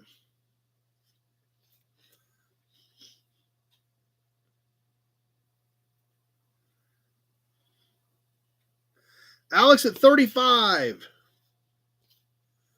It could almost be used as a mirror. That's true. There's a gray kitty over there.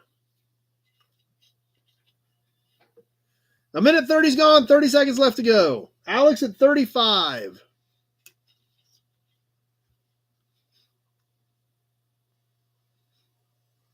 Ads. All right, we got to stop.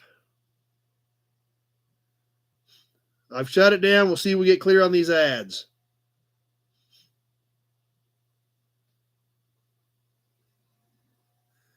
Okay, we all good? Everybody good? Alex at 35, 30 seconds left to go.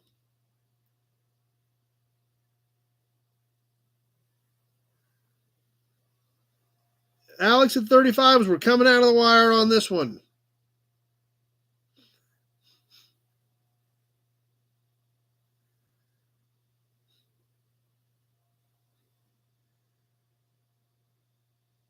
Zach, 39. Just about ready to wrap it up. Zach at 39. And that does it. Zach at 39.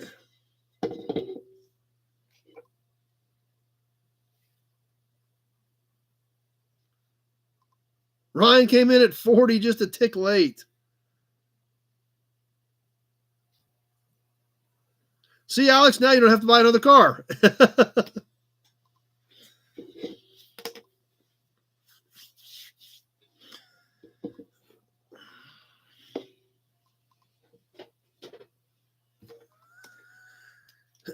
Kevin L's got to jump off. Glad you were here. Let's see. We haven't done a can yet tonight. How about a can? This is a little bit rougher, but it is a cool can. The top has been cut out of it, so it's kind of got some jagged, wonky edges on the top of it. It is a metal can. You still see the seam on it over here. On this Shell X100 quart. So, like I said, it's got a little damage. The top's obviously been hacked out of it. It's got a few chips and things like that in it. But overall, I mean, and this is an earlier can. I don't know if it's 40s or 50s.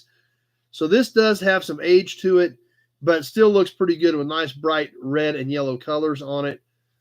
Bottom is intact, and it is a standard-sized quart on the Shell X100. Randy at 23. Let's get this thing rolling. Randall at 23.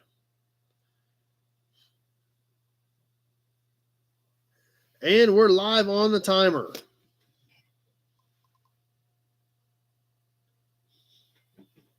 Leo at 25.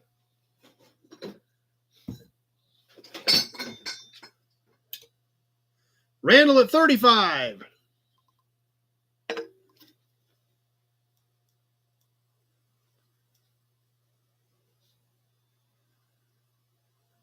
Justin at 36.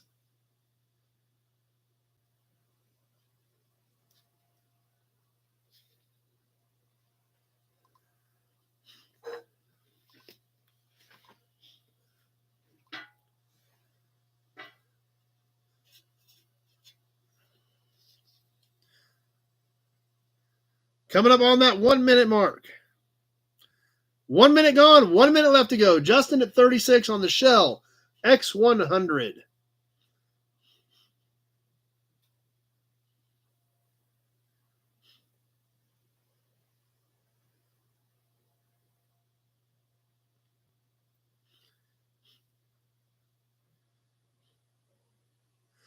Coming up on that minute 30 mark. Justin at 36.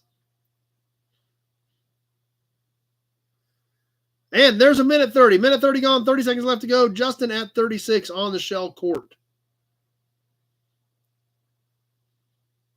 Randy at 37.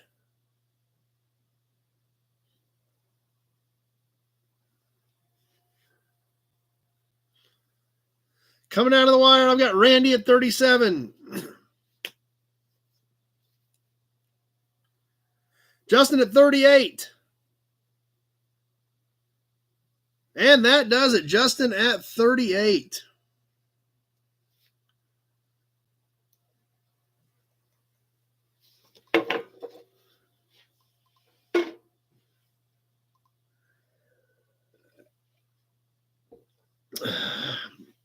Okay. Haven't done any grease caps yet tonight. I do have a few grease caps mixed in. We're going to start off with kind of a rougher one, but sometimes it's a good, sometimes the rougher ones kind of let some of the other guys play. But this one, the nice part about it is the emblem still looks good in it. Randy came back just a little bit late. It was hung up in there. Randy took another shot, but didn't quite get there. That's all right, Randy. We got grease caps coming up. Like I said, this first one's banged up a little bit, but the emblem is really cool on this Pontiac grease cap. Obviously banged up pretty good over here on this side, but I'll hold it up here close to the cameras. The Pontiac in it, the Indian head, the letters, and all that stuff still looks pretty good in it. So even though it's clobbered on the edge, the part that you want to see still doesn't look too bad. Obviously internal threads on these. Jess has got to get the bed and more ads. The hex part of it is back here on behind the round part. On this, I'm going to guess early 30s, maybe 30, 31, 32 era Pontiac grease cap. So, looks like we're back and ready to go. I've got Tony at 10 on the Pontiac grease cap.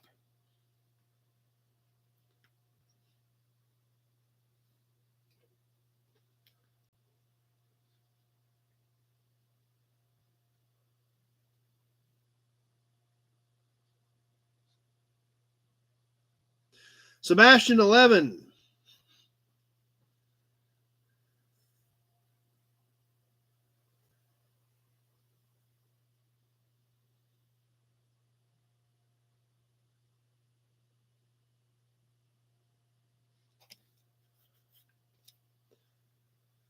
Working our way towards the 1 minute mark.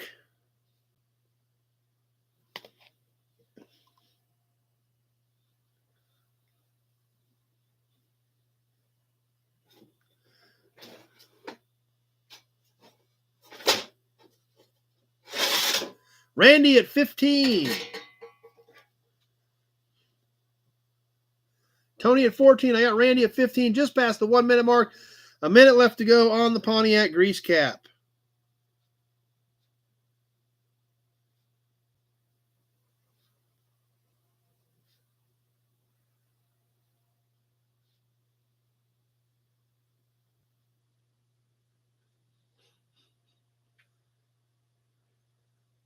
Tony at 16.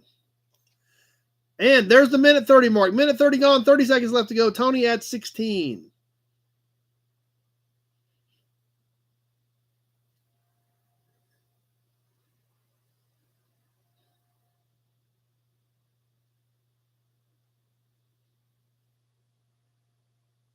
Just about ready to wrap this one up. Tony at 16. Zach at 17. Randy at 17. I had Zach first. Zach at 17. And that does it. Zach at 17. Tony had a $26 coming in there, but it was too late.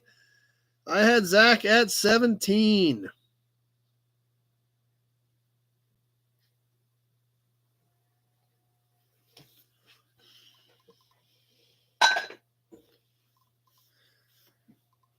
How about a toy? We all love toys. We did one of these last week. We're going to do another one tonight that is very similar. And this is the last one. I had two of them. Thanks, Joe's Classics.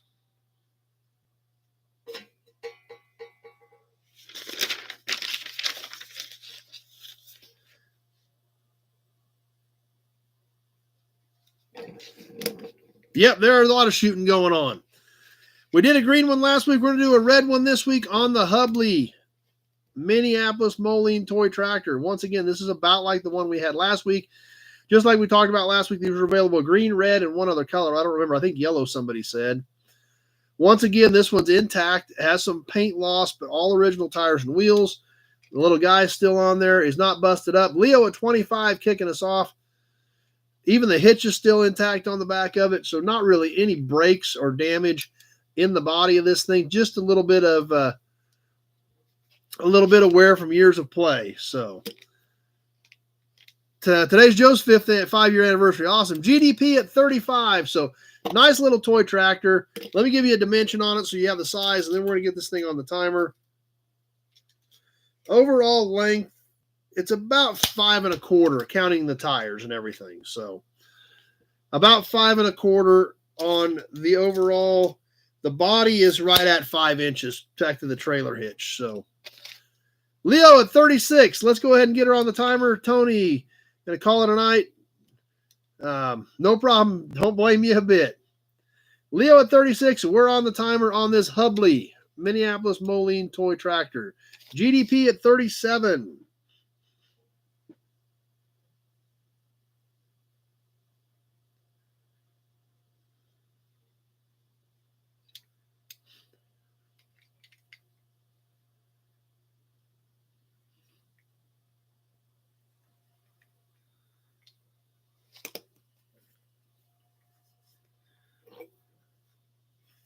Leo at 39.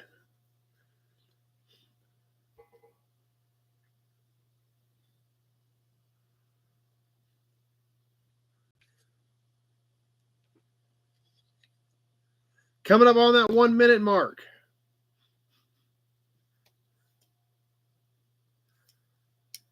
One minute gone, 1 minute left to go. Leo at 39.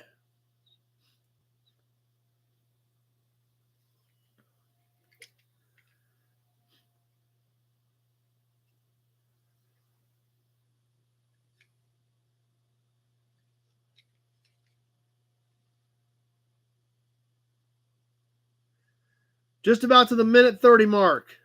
Justin's got to jump off too. Glad you were here. Minute 30 is gone. 30 seconds left to go. Leo at 39 on the cool little Hubley Minneapolis Moline toy tractor.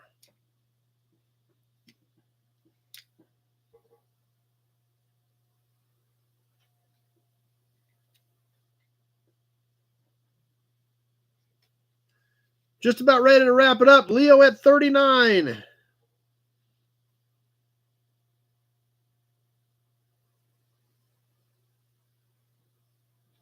And that does it. Leo at 39 on the cool little toy tractor.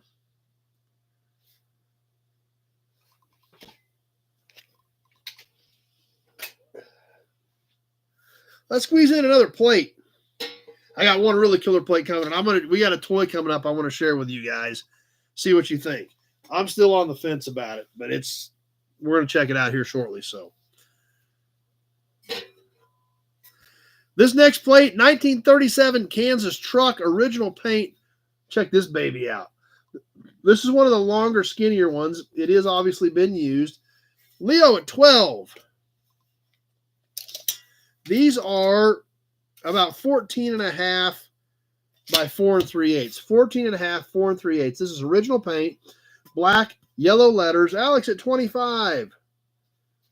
Yeah, well, that's because I'm on the fence about it because the piece is that cool. So we'll get to it here shortly. Leo at 37 on a 37 on the 37. Kansas 37, T for truck. 73 was the county, 423 was the number. Leo at 37. Let's get this thing on the timer on the 1937 Kansas plate.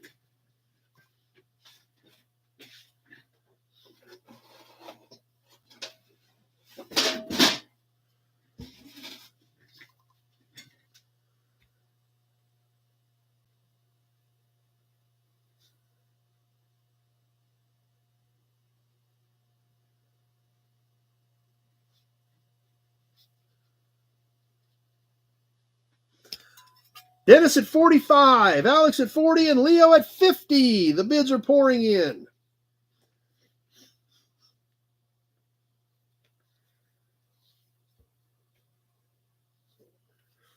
Leo at 50. Like I said, this is original paint, original finish. I don't know if it's got some extra holes or just this hole's wallered out because the holes are pretty uniform, 4 on each side. Leo at 50 as we come up on the 1 minute mark. 1 minute gone, 1 minute left to go.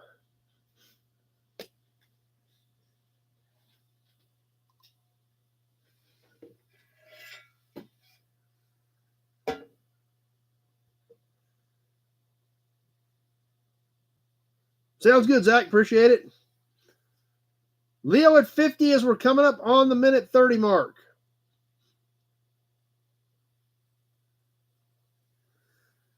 Minute 30 gone, 30 seconds left to go. Leo kind of quieted everybody down with that $50 bid. We'll just see what happens here shortly.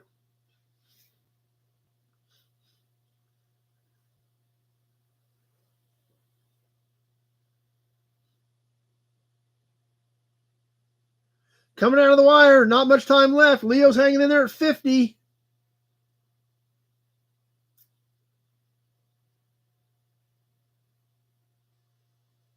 And that does it. Leo at 50.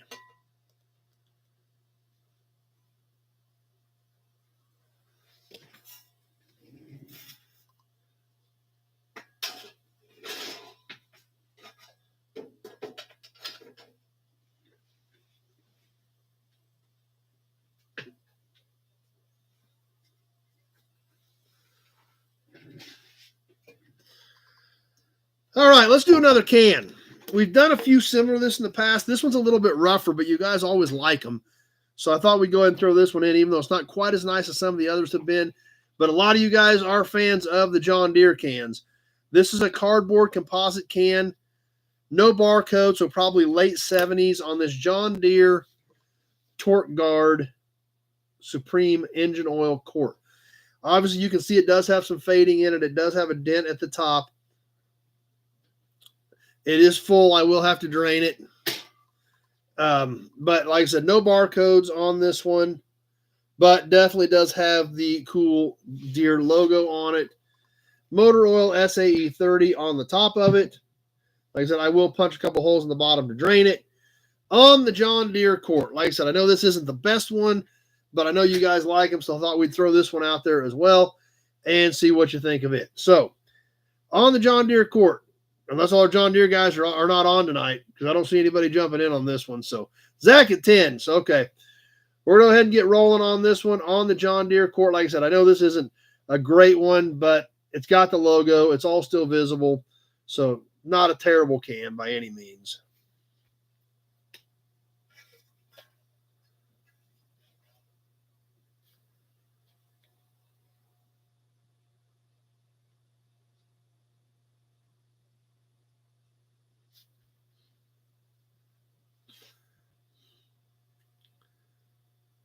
All right. Mary at 15 on Facebook on the John Deere quart.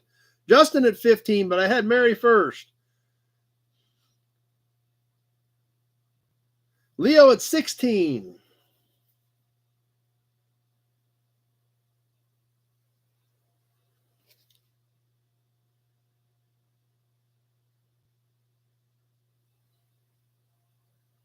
Coming up on the 1 minute mark, I've got Leo at 16.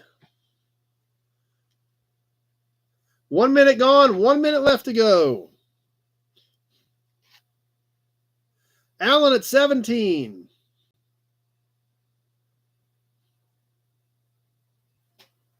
Mary at 18.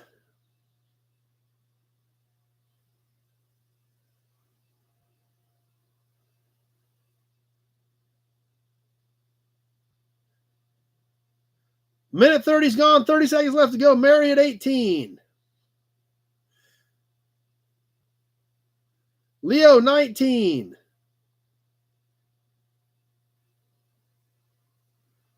Coming down to the end, Leo at 19. Rusty Okie at 20. Mary at 20. Few seconds left to go. I've got Rusty Okie at 20.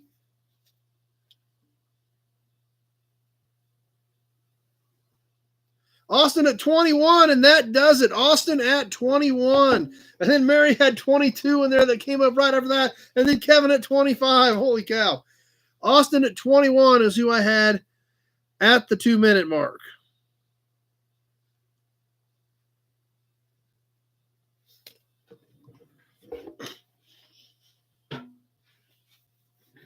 All right, let's do one more thing. Then we're going to look at this toy I've been promising you guys. But first off, we've done some of these old school, like really old, like over 100 years old tool trays, tractor implement tool trays. I've got one more in the box. I think this is about it. I don't know if I've got any more of these or not. I think we had one other one like this on this Emerson tool tray. What I love about these things is obviously they're over 100 years old. You can do a lot of cool stuff with them. You can actually put stuff in them. They do have holes in the bottom where they were bolted down, but you can sit stuff in them. Anywhere near the 200th item yet tonight? I don't think we're going to do 200 items tonight. The Emerson is stamped in here. Leo at 20 is kicking us off.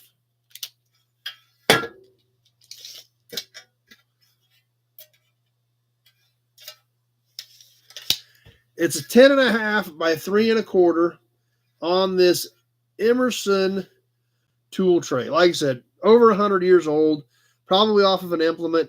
Leo's kicking us off at 20. Let's get rolling on the Emerson tool tray, and then we're going to look at this toy. Mary at 25.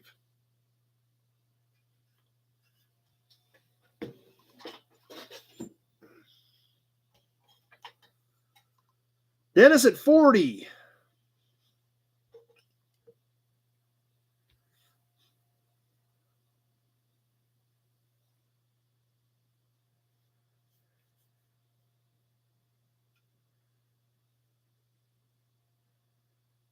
Yeah, that would be kind of cool if they actually matched her name with a Y.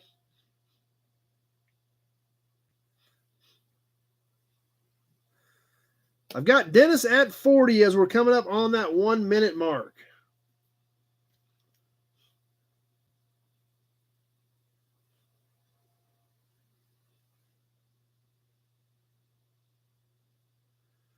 One minute gone, 1 minute left to go. Dennis at 40. Mike from Texas is here.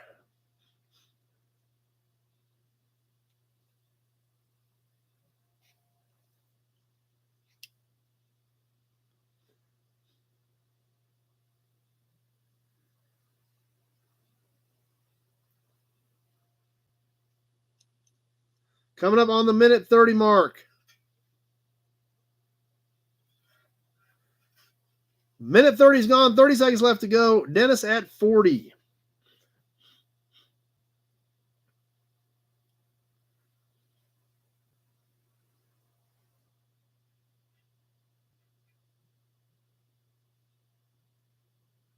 Coming down to the wire. Dennis at 40.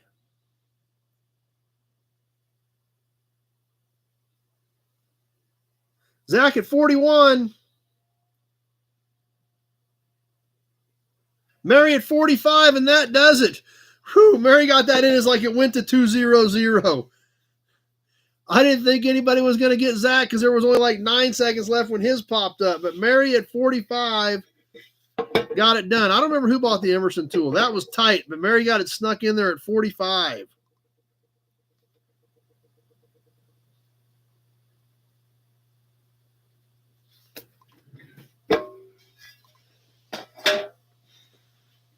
Just don't hit the button like a eighth of a second later next time because it wouldn't make it, Mary.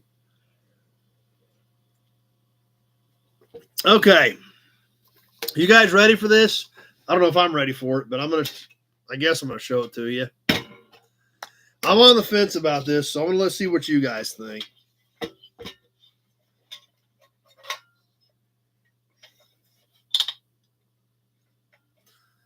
All right, I'm going to show it to you. Oh, I got a little bit of compound in there. I got to clean something up.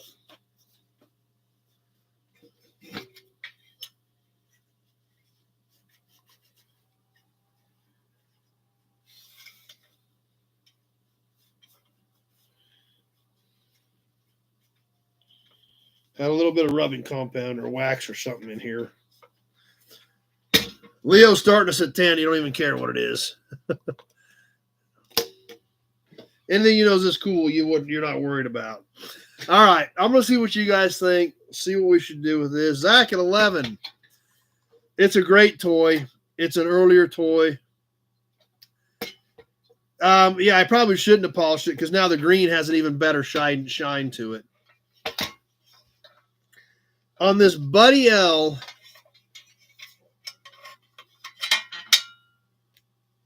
dump truck.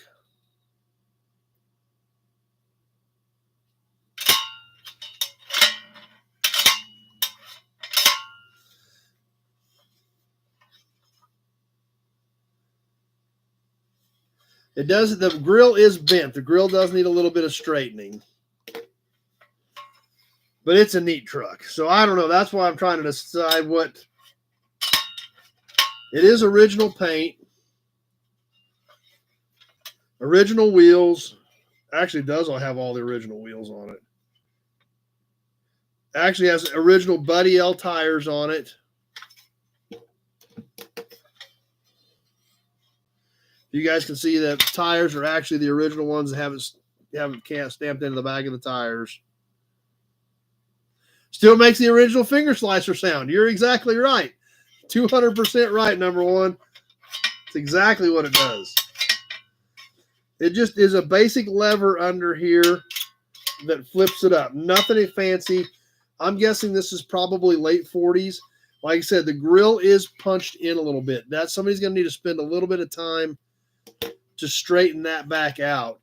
But very Art Deco styling. These lines are actually stamped into the body on this Buddy L dump truck.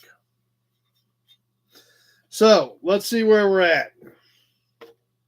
Oh, let me give you a size on it. That's a great point. That grill dented some little brother's skull. I bet you're 100% right. It's about 13 inches from the back of the bed up to the front, roughly.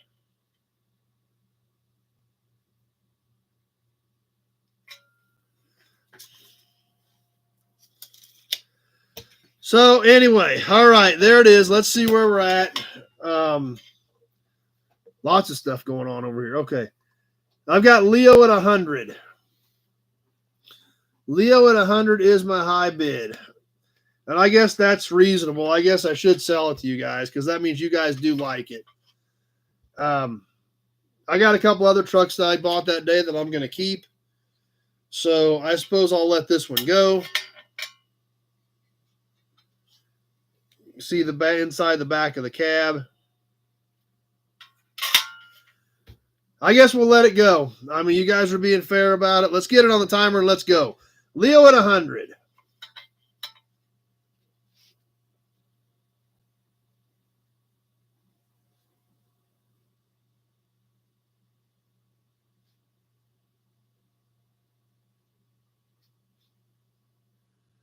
Dennis at 130. Zach at 135. And this thing is all metal. So if they actually did jam this into some kid's head, oof, they would have known it. Zach at 135. Even the bed, I mean, it's got some chips in it, but it's not, terrible by any means, considering its age.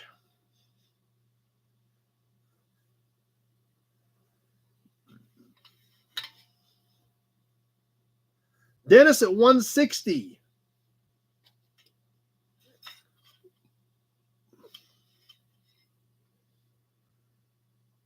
One minute gone, 1 minute left to go. Dennis at 160.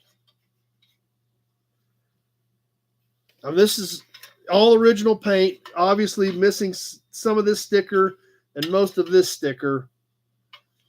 But one thing about it, we talk about this a lot, guys, you just can't go wrong on nice original stuff. Minute 30 is gone, 30 seconds left to go. Addie and I have bought a lot of stuff over the last 10 years that at the time was probably 25, 50, 100 bucks too much. But I tell you what, I can look back today and say I'm super glad we bought it when we did. We got a lot of stuff that we got because we threw a few extra bucks at it when you had the chance to buy it, because you don't always get a chance to buy this stuff. There's a 160 with a few seconds left to go. This might be it. And that does it, Dennis, at 160.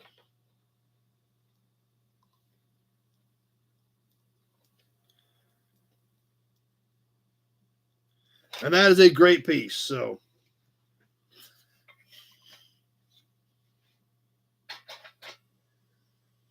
I remember we went to the KKOA show in Salina here 3 or 4 years ago, and there was this guy at the swap meet that had a killer sign.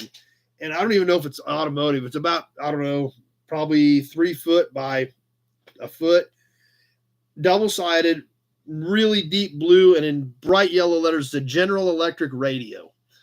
I don't know if it's a household radio. I don't know if it's a car radio, but the colors were just right, and this thing was just so killer. And it's not a big sign, and they had like $300 on it. I mean, for no bigger than it was. Maybe more than that. And Addie went over and started talking and working on it, working the deal on it, and we ended up getting it bought. And when they did come down on it a little bit, but we had to step up a little bit to get it. But as we walked to that car show, I bet 4 people said, "Oh man, you got my sign." It's like, I don't know what to tell you. I mean, it was for sale. So sometimes just throwing that extra couple bucks at it, you don't regret it. If you're talking 100,000, it's a little different. But when you're talking 50, 100, 150 bucks on something, it's pretty tough to regret it when you got good stuff like that. So that was fun. Thanks, guys. Better have a Hudson badge after that. Let's see what else we got coming up. What do we want next? We got some plates, some cans, some caps, some grease caps. This is kind of different. Let's do this.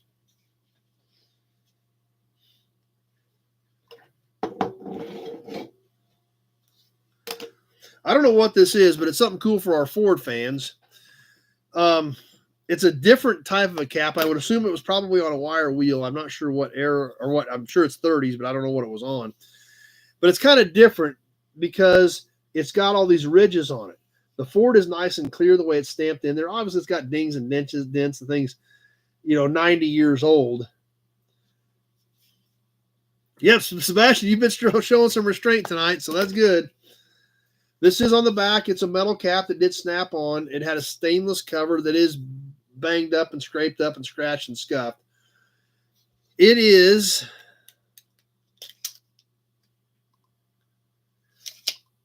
Model A, says Alex, 30. Alex starting us Model 18 cap. Almost 7 inches in diameter. Alex starting us off at 30. Let's get this thing on the timer and get rolling.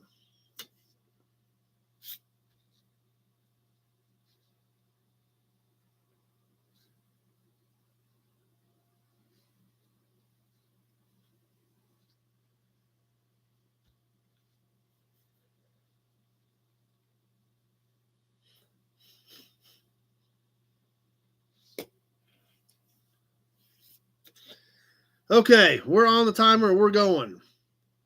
I did see that Jimmy Buffett's car did 235. That was crazy at GAA this weekend.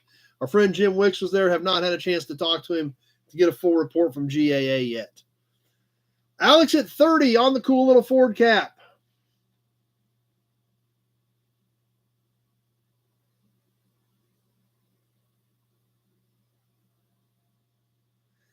Coming up on the 1 minute mark.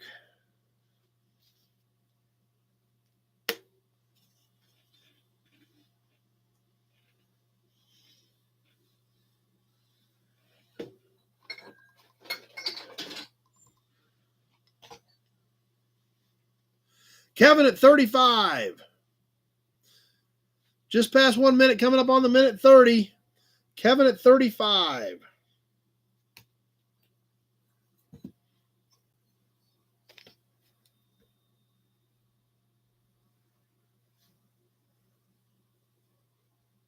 Minute 30 gone, 30 seconds left to go. Kevin at 35. Alex at 42. Ticking away, coming down to the wire. Alex at 42 with a few seconds left to go. Kevin at 44. And that does it. Kevin at 44. Alex came back at 50, about 3 seconds too late.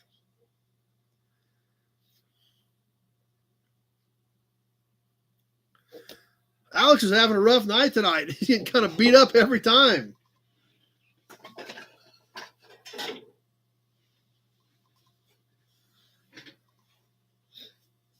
All right. We got some cool stuff coming up. A couple cool plates and some cool grease caps. In fact, let's just squeeze another grease cap in while we're rolling on these caps.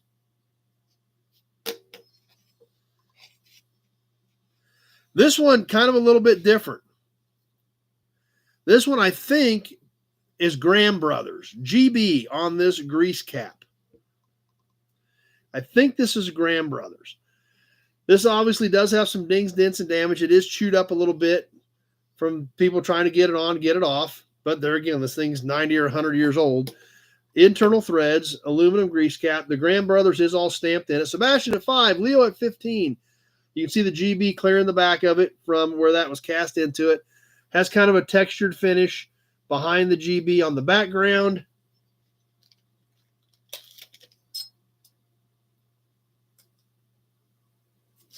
About 2.5 across here, about 3.5, 3 5/8 across the overall body.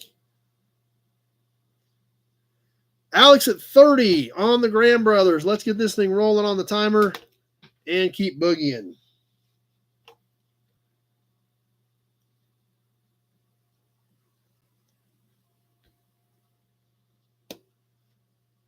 Michael at 20 on Facebook, but I've already got Alex at 30. Now I got Leo at 33.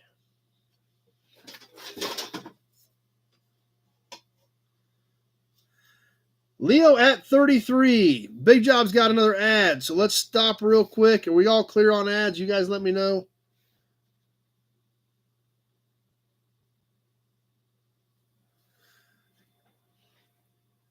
We all cleared up on ads, or is everybody getting ads? Or is it just Big Job? Maybe it's just Big Job. Alex at 38. We're on the timer. Leo at 39.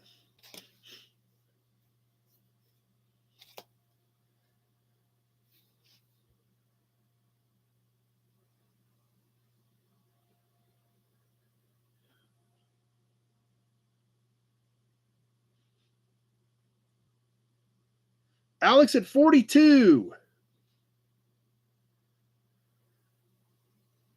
1 minute gone, 1 minute left to go. Ryan at 45.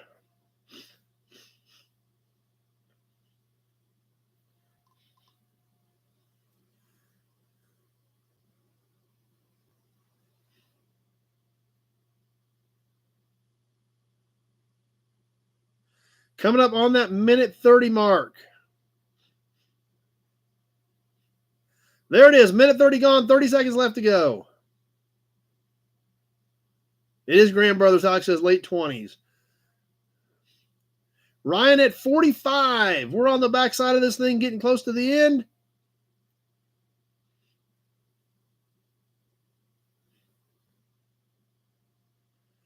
Few seconds left. Ryan at 45. Alex at 46.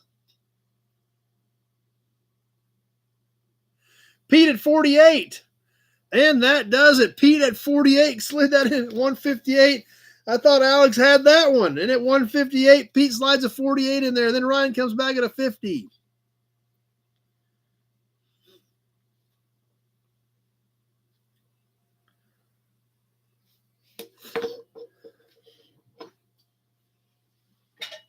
That's all right, Alex. You saved your money for this one. Because I got something I think you're going to dig. This has been repainted. Yeah, you do have a Constellation Clipper to pick up. That's true. Let's get a Hudson badge and an Auburn badge in here. And like I said, this is not, I am almost positive this is not original paint. But when you're over 100 years old, I guess you kind of got an excuse. On this 1920 Kansas license plate. Leo at 10. 176314. These were black with white letters. The back, I'm sure, is original paint, other than it's got a sticker on it that says 1920. But this has all been repainted, I'm sure. Martin at 15. It is correct as far as being black and white, but it is repaint. Alex at 50. So let's get this thing on the timer. Alex came out swinging. We'll see what happens. We might not even have to put it on the timer. That maybe Alex sent a message with that one.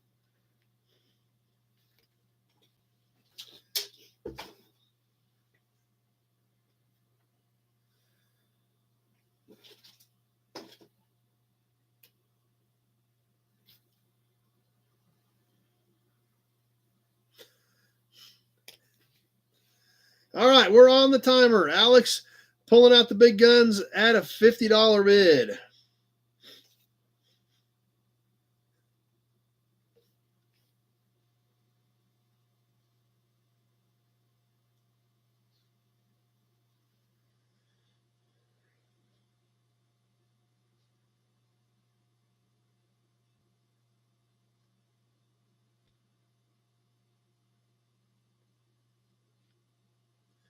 Coming up on the 1 minute mark.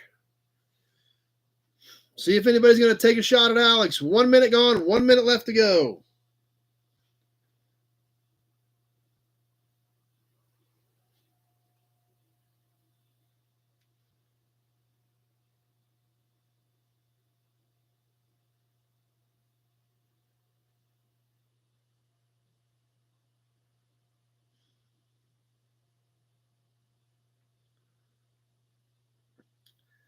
Minute 30's gone. 30 seconds left to go. Alex at 50.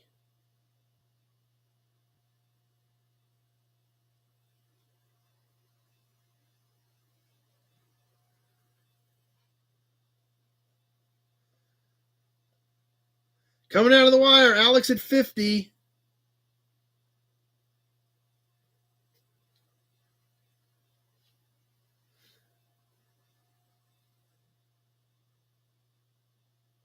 And that does it. Alex just knocked everybody out right out of the gate. He wasn't messing around.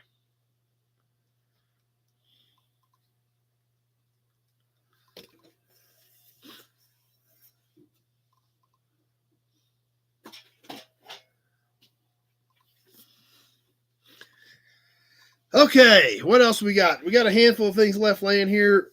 And, we got actually what I think personally is the coolest grease cap of the night. So, where's our grease cap guys at? We got some. This is I think is one of the neater ones. And some of these we've done some of those that's similar to these, but I don't know if we've ever done one of these. We got a few things here: a grease cap, a couple more little miscellaneous things to knock out yet tonight before we get to the magazine. But this next grease cap, I really like it. And it's different, and it's early for a Nash. This is all cast into it. Obviously, the hex head on here. Fairly decent sized one. It's about 2.5 inches tall. It's about 2.5 across the hex part of it. Michael at 30. 3.25 back here. The Nut Farm at 50. Oh, yeah, I didn't even think about that. But good looking cap on the back, obviously internal threads, and you can see where the Nash is stamped into the back. Let's get this thing on the timer. Nut Farm at 50. I had Leo at 10, Michael at 30, and now I got the Nut Farm at 50 on the Nash cap. I got an itchy eye.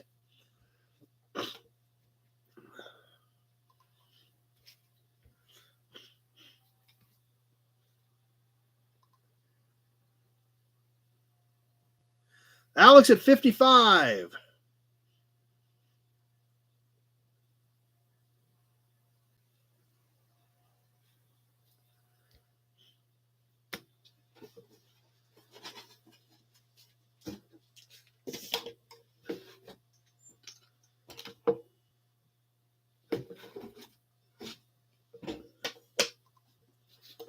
Okay, coming up on the 1 minute mark, Alex at 55 on the Nash cap.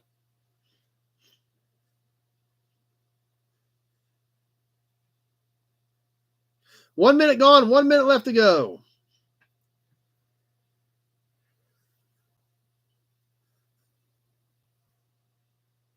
Nut Farm 56.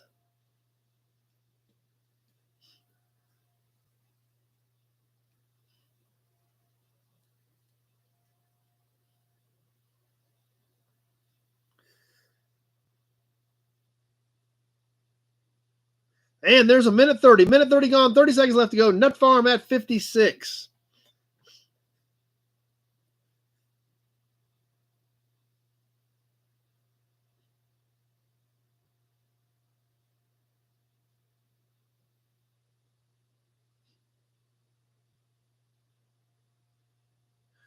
Getting close to wrapping this one up.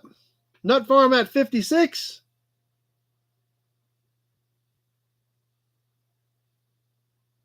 And that does it. The Nut Farm at 56.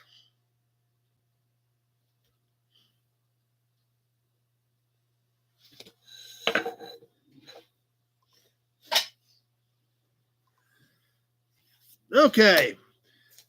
Let's catch a plate, a can, a couple of little miscellaneous pieces, then we'll move on to the magazine.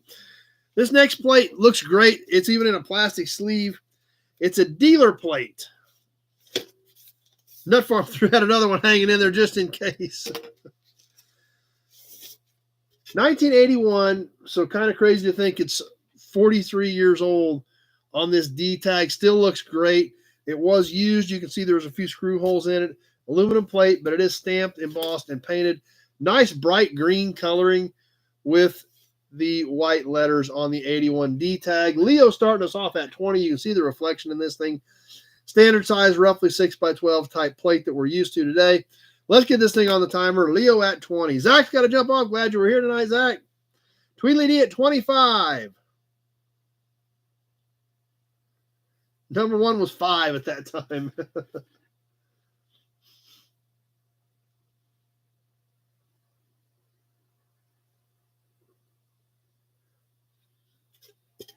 Leo at 27.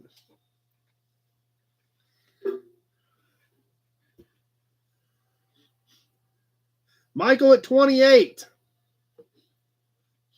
Tony at 28. I had Michael on Facebook first at 28.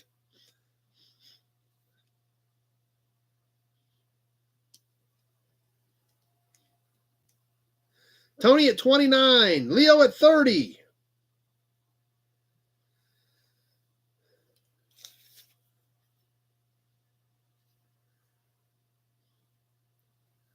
One minute gone, 1 minute left to go. Leo at 30. It is nice. It's a nice deep green. It looks great.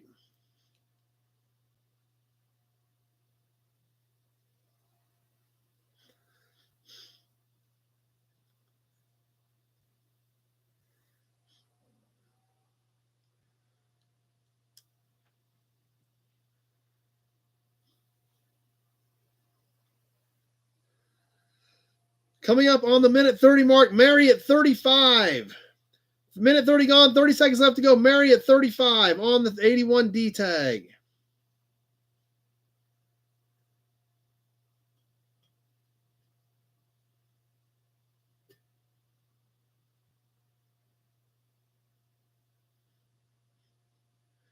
Just about ready to wrap it up. Mary at 35.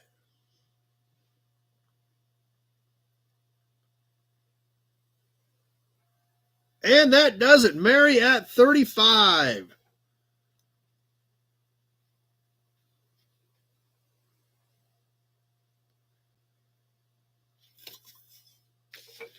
And Big Job has more ads. Surprising.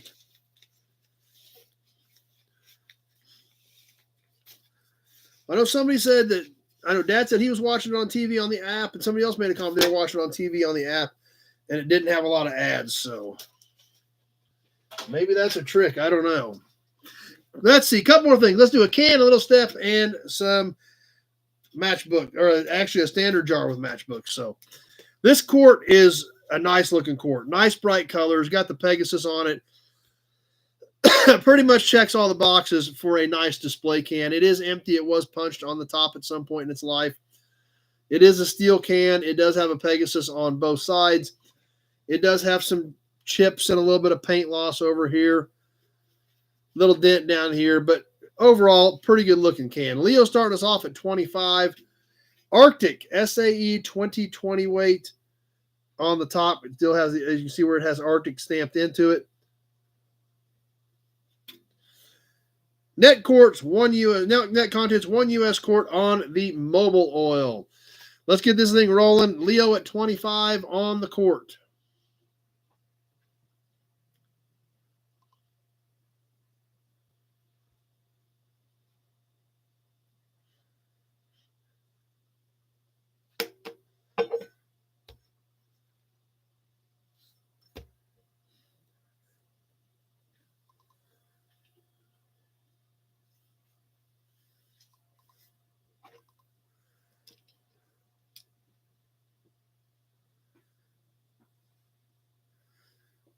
Leo may have knocked everybody out with this one. Sometimes that happens. Sometimes you start something cheap at $5 or $10, and then a lot of people get involved. And Leo may have taken a bunch of people out, throwing 25 out there to start off with on this can. And it's a sharp can.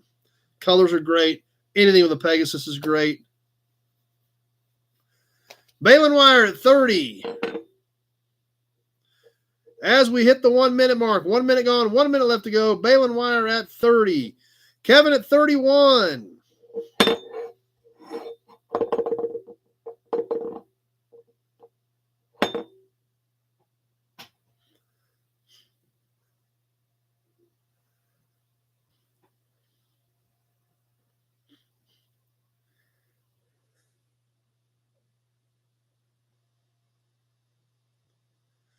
Balin wire at 35 as we hit the minute 30 mark. Minute 30 gone, 30 seconds left to go. Balin wire at 35. Kevin at 37.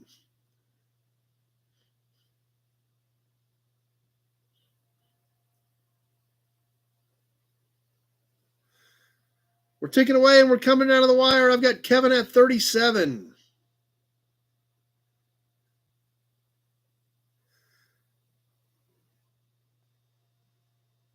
And that does it. Kevin at 37. Leo came in at 39 at like 201. But I had Kevin at 37 at the 200 mark, and that's the only way we can keep it fair.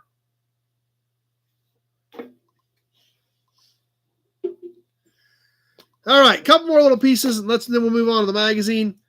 This is another one of those old cast iron pieces. It came with the steps that I got, and I think it is a step plate, but it was bolted on.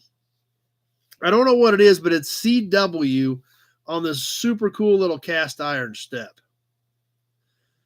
That's where they're going, Kevin.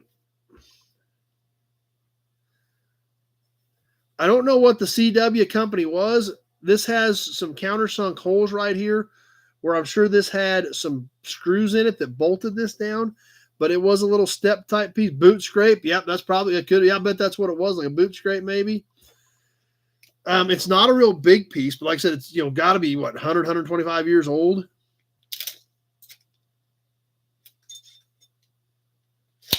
It's like 3 3/8 by like 3 3/4 up here, so it's not a big piece. And we can see how it's all cut out, or actually probably cast in here on this CW company. Boot scrape step, not sure what it is. Corey wheat, I don't know. I don't have any clue. So I don't know if you guys like it or not. It does have these little bumps on it, though.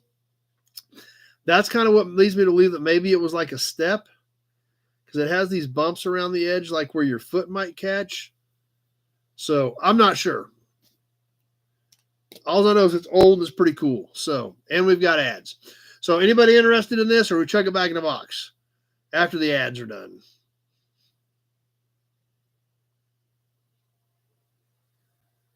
Are we back?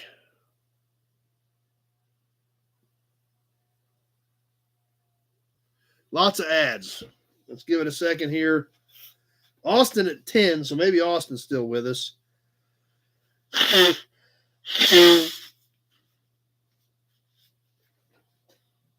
Okay, looks like we're good to go. Let's get her going.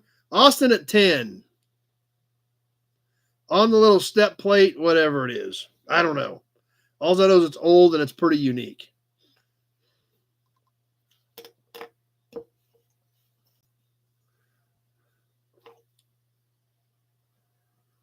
So we're on the timer. Austin may be the only one interested in this. It's neat. It's unique. It's different. But what the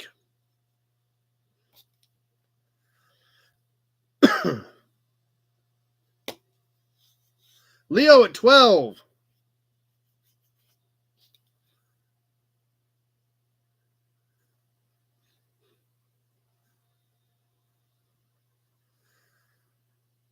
More ads again.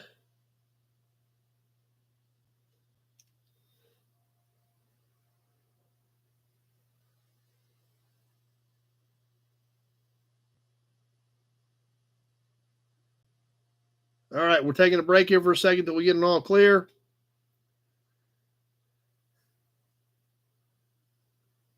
You guys let me know when we're ready. Leo had to re-download. All right, are we all coming back? Okay, let's go ahead and get rolling. Leo at 12. As we come up on the 1 minute mark. 1 minute gone, 1 minute left to go on the CW step, boot scrape, whatever it is.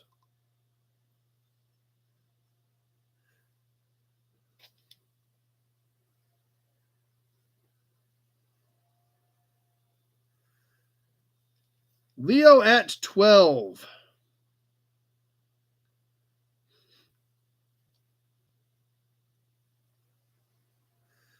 Coming up on the minute 30 mark. Minute 30 gone, 30 seconds left to go. Leo at 12.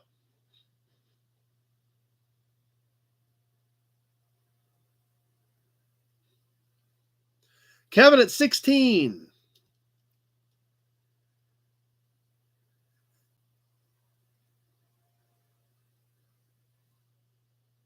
Just about ready to wrap it up. Kevin at 16. Big job at 20. And that does it. Big job at 20.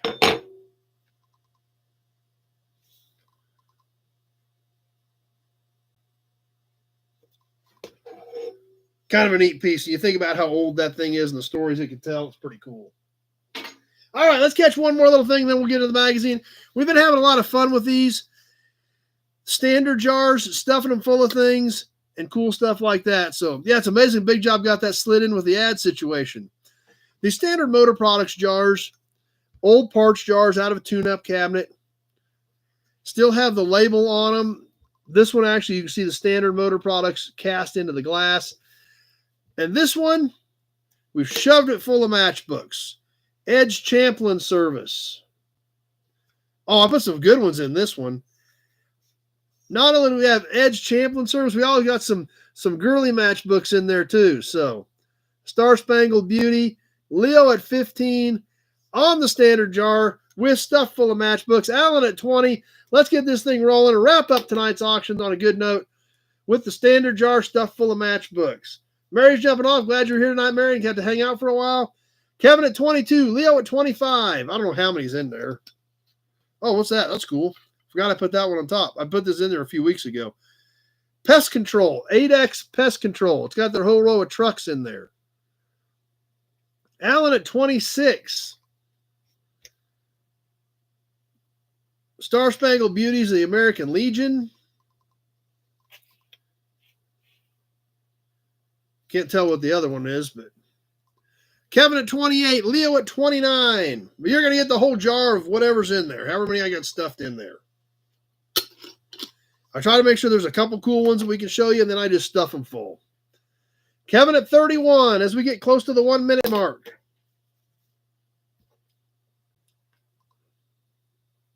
Leo at 35. And there's 1 minute gone, 1 minute left to go. Leo at 35.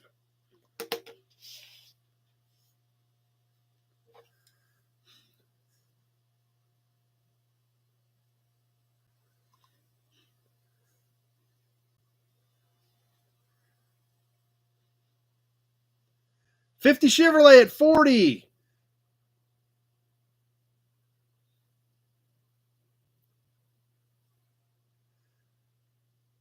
One minute, 30 seconds gone, 30 seconds left to go. $50 Chevy at 40.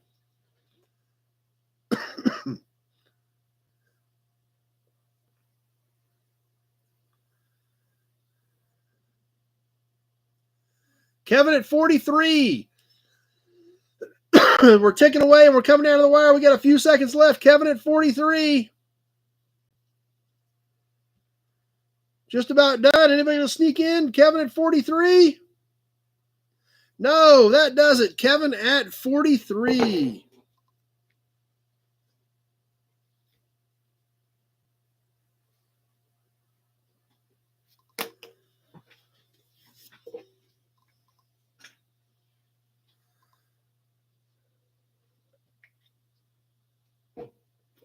All right. That'll wrap us up for tonight. It was a lot of fun. We had a good mix in there, and we're able to have a lot of fun with that mix. I always try to work hard to come up with a bunch of different, the stuff we like, but different versions of it, stuff that we can have fun with. So, had a lot of fun with that. 50 Chevrolet. Glad you got jumped in for the first time. I don't remember seeing you bid very often, but hey, we have a lot of fun with this. You're definitely going to want to stay in tune, and have some more fun on the auctions with us. On to the magazine, on to the Hudson badge, on to the Auburn badge, and here we go. We're going to take a break from our classic magazine that we've been working on the last few weeks. And don't worry, we'll get back to it. I just want to take a little bit of a break from it. From the 1913 Automobile Trade Journal. Now, don't worry, we've still got a long ways to go. We still got Kevin's card in here right there to mark where we're at. We'll get back to this, but I wanted to mix it up a little bit. And don't worry, we'll keep working our way through this because everything in here is cool.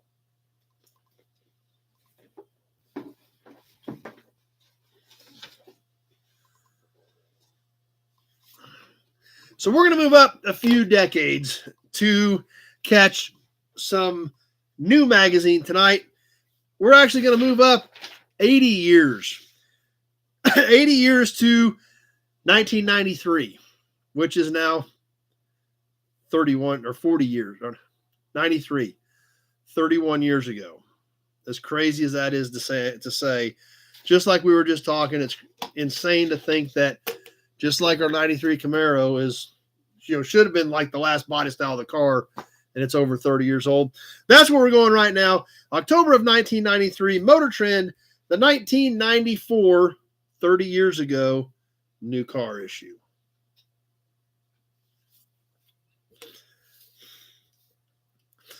So we'll start on this one tonight. We'll see how far we get. Let's check out what was going on in October of 93.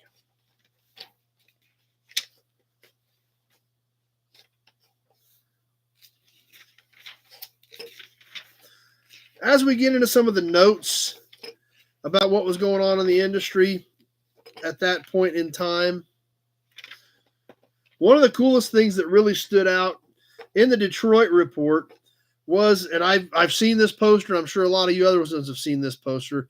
I can't wait to see the new Camry. Yeah, no kidding, Kenny. I know the feeling.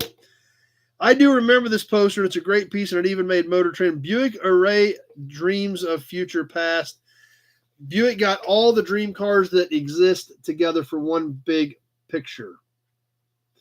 Obviously, we've got content on the 51 LeSabre as well as the Y Job on the channel from when we were at the McPherson, Kansas car show. But it was cool to see this. I do remember this poster. So, Perfect Austin sounds great.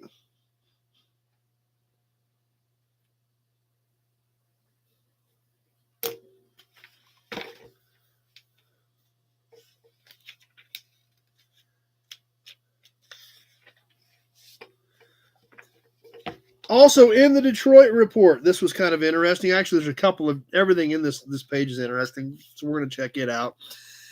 Now, we've got to remember, this is October of 93. The new Dodge pickup is just coming out. Will Dodge have its own Suburban? The new all-new Dodge Ram is barely out of the starting blocks, and speculation is already swirling around the tantalizing prospect of a derivative vehicle to challenge the macho dominance of the GMC Slit Chevrolet Suburban. Challenge indeed. The trial balloon being floated as the moniker for the beast is Challenger. This illustration of the vehicle represents a logical evolution of the new full-size pickup. GMC Truck and Chevrolet now share this narrow but robust segment of the truck market worth about 400,000 units. 73 likes. All right, we're going up. God Monster's back. Ford has no entry, and at present, neither does Chrysler. A station wagon version of the classic full-scale sport utility, this heavyweight category of vehicle supersedes the Blazers, Broncos, and Ram Chargers of today's world. The Suburban's enduring popularity is fueled by interior room, the proportion of a supercarrier's hangar, the towing capacity of the Mississippi River tugboat, and the ride quality of a presidential limousine. A possible third player from Dodge, based on the rugged good looks of the new truck, has Detroit truck watchers hatching feverish what-if scenarios with 2- and 4-wheel drive models, automatic and manual transmissions, engines options up to the V10 of 300 horse. The rumored Challenger would be a worthy adversary for GMC and Chevy. Dodge says the 4x2 regular cab Ram will tow up to 10,000 pounds, so the Challenger is expected to do at least the same. If Dodge throws down this gauntlet, suburban supremacy will indeed face its modern challengers, first modern challenger. Obviously, we know today that truck never happened. But it is kind of cool to go back, and there again, we're looking back with 20/20 hindsight when we read these magazines to see whether or not it actually became true. Well, this is one of those that never did.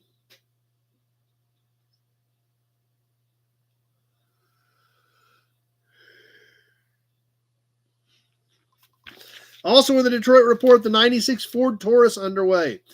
This engineering mule, believed to be a representative of the 96 Ford Taurus sans bumper, indicates that Ford plans a substantial styling change towards more aerodynamics. The Taurus was a progenitor of today's industry-wide aero look, and this new car sets more trends, bringing the popular family sedan more fully into the cab-forward styling regime. Front and rear overhangs are reduced. Will Ford finally step up to a full-dress SHO wagon in 96? Highly paced Ford sources say the idea is being considered. So obviously this is not the 96 Ford Taurus, but that was a test mule that had been spotted. Sam jumping off. Glad you were here tonight, Sam.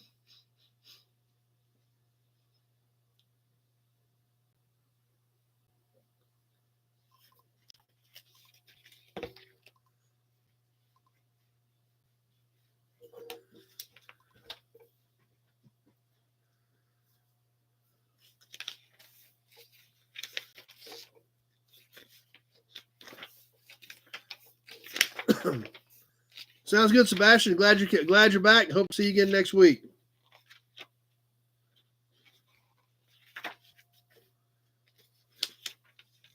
Well, my pages are getting all mixed up here. Bear with me here for a second. We'll get to the next one here.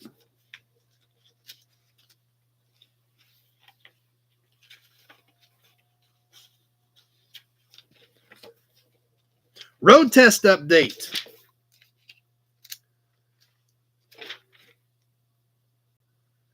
For the 1994 Chevrolet Z28 Camaro convertible.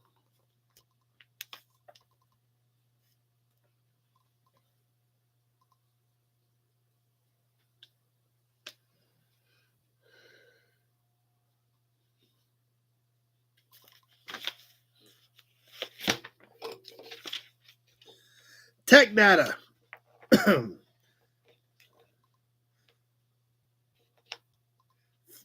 350, this would have been the LT1 350. 275 horse, 325 pounds of torque, 4-speed automatic with 273 gears. Performance, quarter mile, 14.5 at 96 miles an hour. That was pretty good. This must have been in a fairly 1450. Yeah, that was probably about right for those cars. You know, that's about as good as it got back in the early 90s. You know, that's why the Viper was such a big deal when it came out. Base price $21,279. Price as tested $24,000. Now that's definitely a lot different than what we're used to today. Because obviously this would have been a fairly well loaded up, top of the line convertible was $24,000. You can barely get anything new for $24,000 anymore. A new electronic control shifts the 4-speed automatic right at red line. Sequential fuel injection benefits are mainly noted by tailpipe sniffers. Few changes inside. White instrument graphics replace yellow ones. Control knobs are black instead of gray, and red cloth inserts on black fabric are new. for the 1994 Z28 Camaro convertible. A few more shots there.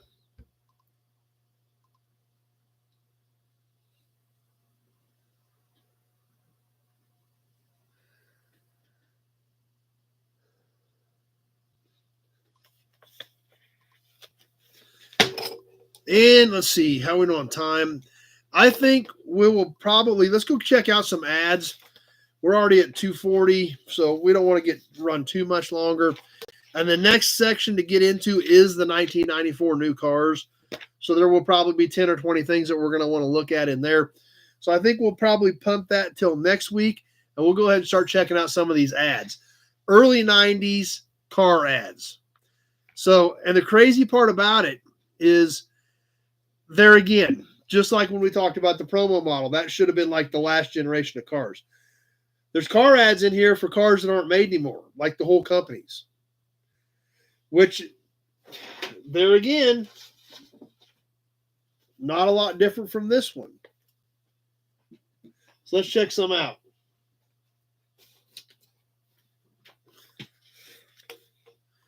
Now, this is a car that, the first one, inside front cover, I think these were great little cars. For what they were at that time, I thought these were a pretty neat little car. They were zippy. They weren't a torque monster, but they were zippy. You could get a stick in them. They weren't a bad-looking car for an economy box car. And to a certain extent, I was fairly impressed with them. You guys may disagree with me, but I thought this was kind of interesting that this was the first thing on the inside cover. And I think they were a pretty decent little car on the Ford Escort GT. Nope, GDP was close. He said the Probe. You were really close. The Escort GT. They had some ground effects. They had some spoilers. They had some wheels. You could get a 5-speed in them. They weren't a terrible car for what you had to deal with at that time, especially if you were on a budget.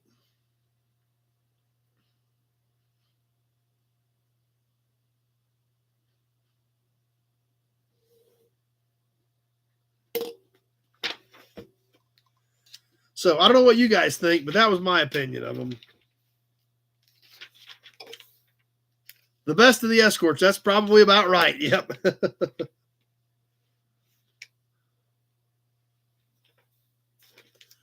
How about this one? The Cadillac Seville STS.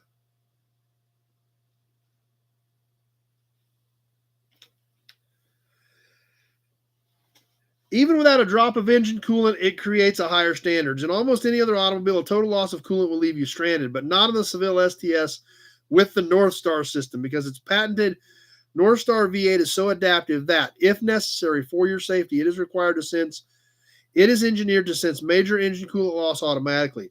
It then begins alternately firing and air cooling its two banks of cylinders to help prevent overheating.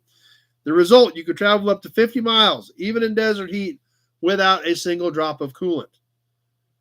Well, once again, with hindsight being 2020, we know you could do that. You're just putting head gaskets in it. But that's literally how they were promoting the new North Star in the new 94 Seville.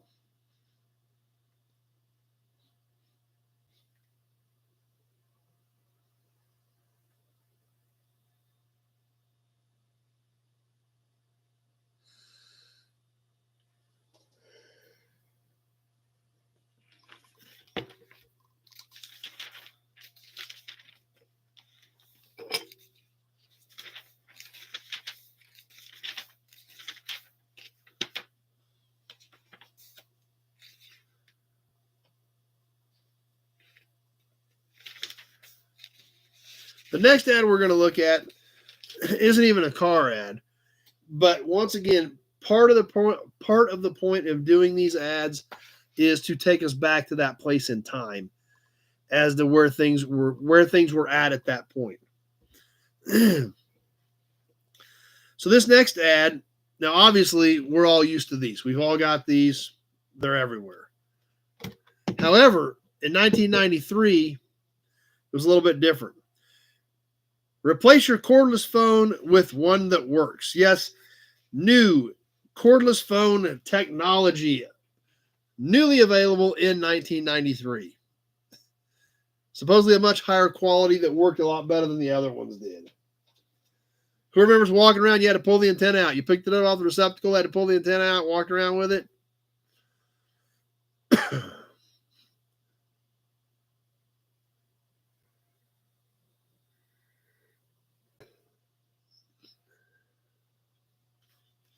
So sometimes it's kind of fun to look at those little tidbits of history as well.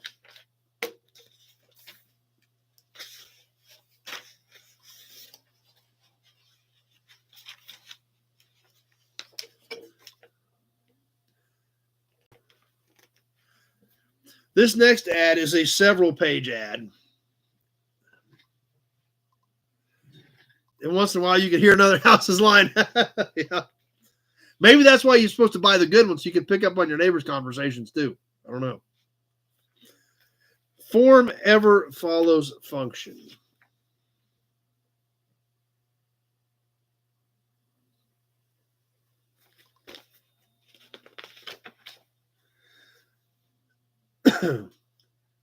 By maximizing the ratio of room given to passengers to room given to machine, a whole new category of vehicle is created. Function versus form on the new Town and Country minivan.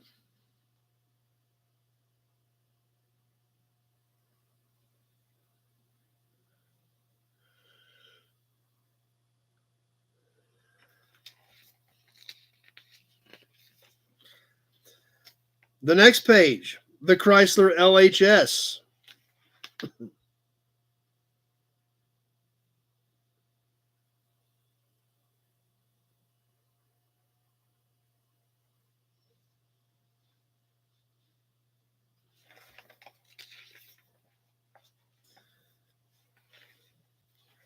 The interior of the LH series cars.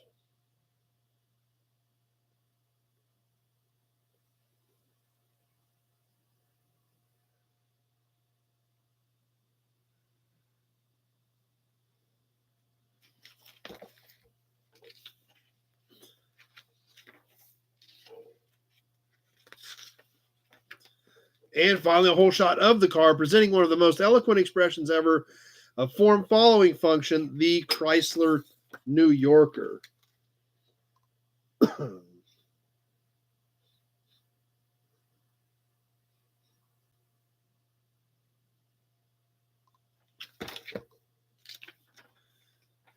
And the Chrysler LHS, presenting the Chrysler LHS, its function to perform.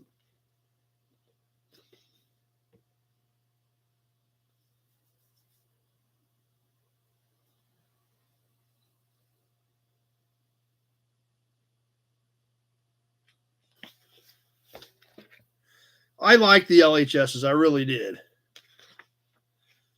The Concorde. I don't know what Chrysler spent on this ad, but it was a bunch.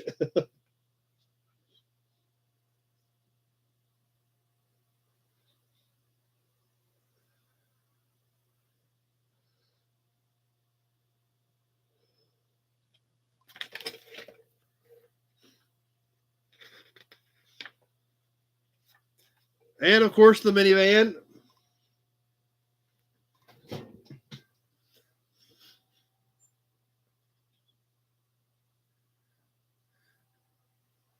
Yeah, they were really, just like Glenn said, they were nice driving cars. They were something completely different for Chrysler.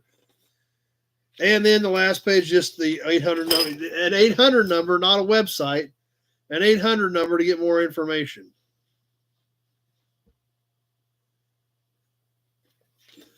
Now, to me personally, I love that era of Chrysler. Yep, that's right, the Concorde from AMC. Because that's when I started in 97. So these cars, with the exception of the van, this was the end of the first series of minivan, but the LH cars were brand new. They just came out in 93, and that body style went to 97. So when I started in 97, that's what was on dealer lots. That's what we were dealing with on warranty claims, was this series of LH cars. So now that series of minivan was just starting to time out on warranty, so I didn't deal with a lot of those because they came out with a new redesigned minivan in '96. So I personally, this era and in the late '90s, early 2000s era of Chrysler, I'm a huge fan of it because that was my life at that point, and that's why I've actually got almost everything from the late '90s, early 2000s. Obviously, I've still got my diesel, my Cummins, my 02 Cummins, my Viper. I got a Durango. I got Dakotas. I've got Sebring LXI convertible or JXI convertible. So I don't have a good LH car. I would buy a good LH car too, but that's just me personally. I just personally really, really dig that era of Chrysler stuff because of that.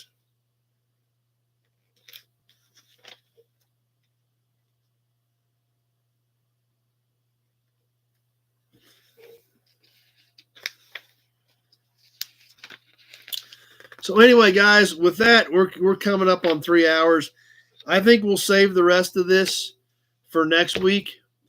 I hope you guys don't mind mixing it up with some of this stuff. It seems like it's newer and it's 30 years old. So I hope you guys are enjoying it. The fact that we mix it up, try some different things. I dig it because I still remember this stuff, and I hope you guys do too. I like to try to mix the things up, keep it different, keep it fun, and that's the whole thing that we're trying to do here. So, Graveyard Car Guy got nothing on me. I don't know about that. So, I try to do a good job. Hey, Dum Dum, what are you doing? What? Come here. You want to come say hi? You want to come say hi real quick? We're about done. You come here. Oh, okay. I guess you don't want to say hi.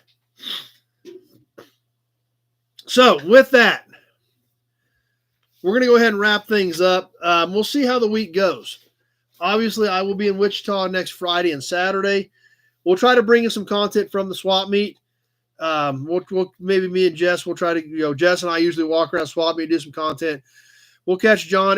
John did the video last week, so any of you guys, if you're going to be around, let me know. We can we'll sure do some content with all of you. The Dodge pickup that I got backed into, they just totaled it. I've still got it. They just paid me out on it, and I've actually just sitting in the building next door. I had a little Sonoma that needed a head, so my buddy Big Al with Big Al's Garage put a head on it for me. He's actually going to fix the Viper too, so we'll bring you some content when Big Al gets into the Viper to get the power steering fixed on it.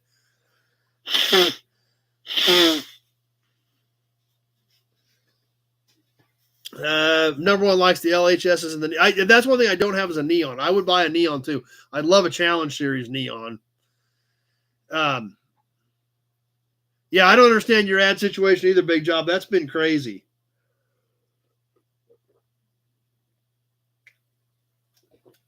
So that's what happened to that Dodge pickup. If anybody's interested in a 2000 Dodge half-ton short bed with zero rust, but a modified entire right side, fender, door, rocker, and bedside, I've got one that I'll be getting that I would get rid of.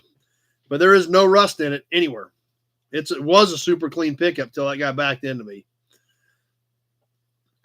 So anyway, we will do Toy Tuesday. Then I will be loading for the swap meet. So I hope to catch some of you there. And like I said, if you are there, say hi. If you want to be on the video, we'll sure work you into the video. I'm sure Justin, John, and I will do some video content and post some of that stuff up. No, it's two-wheel drive, basic V6, automatic two-wheel drive. But so that's what's going to be going on next week. And so we'll sure hope to see some of you there. We'll get some content up Friday night. I'm hoping we can do some stuff at the swap meet and post that Friday night. I will probably post, I'll probably do some content on what I'm loading for the swap meet tomorrow on Wednesday night. I've got some other stuff in the can. I hope you guys saw the video on the Blue Barracuda. I got my buddy down there, he's got a 66 GTO convertible as well. We did some content on, so we'll be getting some of that stuff up. We'll get some more. I've got a lot of new inventory to shoot. I did another video today on another truck that's new inventory we'll get up.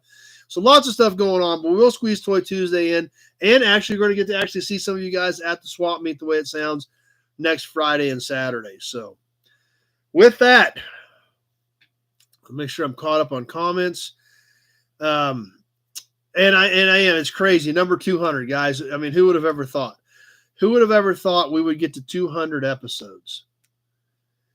And we're still hanging out and having a good time. And and you guys are what make it happen. It's not me. I'm the dum-dum sitting here in front of the camera. But your guys' participation is what makes this what it is. That's why it's a chat. That's why it's not me sitting here in front of a webcam talking to people. It's a chat. It's an interaction. And we all learn, and that's what makes it great.